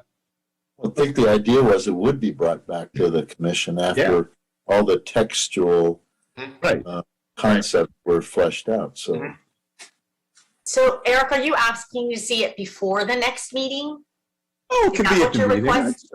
I was just, Brent had, unless I misunderstood, Brent had talked about, he'd go back and review the recording and so on and have a report. So I figured, let me see the report, before the resolution's even drafted. What the heck? See what's in there. He's going to go back and listen to us talk. Poor guy. Well, that's what we do. Yeah, no, that was it. Teasing you a little bit. Okay. All right. And I have one final thing I forgot to mention. It's just kind of a re-welcome, I guess, of Mr. Cooper back into the American Canyon family. And we've relocated back into our city, and it's happy to have you here. And we're all looking forward to the barbecue you're going to throw. So your move is done. Yes, I am officially relocated. I'm happy to be here and thrilled. I love it. Awesome. I saw you and Congratulations. Mrs. pulling into the garage one day and waved, but I don't think you saw me because you were focused elsewhere. Yeah, it feels great. It doesn't feel real. I'm super happy and excited and thrilled. So are you going to bicycle to work now? I'd like to. Maybe we can get our public works department to pave some streets. Hey, I'm all for that. Some of them are a little rough, just saying. We like that. We like more bicycle trails. Yeah, me too. The River to Ridge Trail is planned along the north side of Eucalyptus. And the first segment was built with the elementary school, which I'm very, very excited to see. Every trip begins with the first mile. Uh-huh. So Awesome. excited to see that. Awesome. Well, that's Mentioning that, we do need on the far end, the north end of Eucalyptus by Teresa to do some things with some sidewalks up at that end. Yes, and I believe that's all in the works. Good. Mm-hmm. that'd be good. Okay, any further comments? All right. Okay, well, with that then, I will go ahead and adjourn the American Canyon Planning Commission meeting for September 30th, 2021. Thank you, everyone. Thank you. Good night. Thank you. Good night. Night. Everybody. And everyone, Thanks, take care. Nicole. Good night, all. Bye. Christoph. Bye.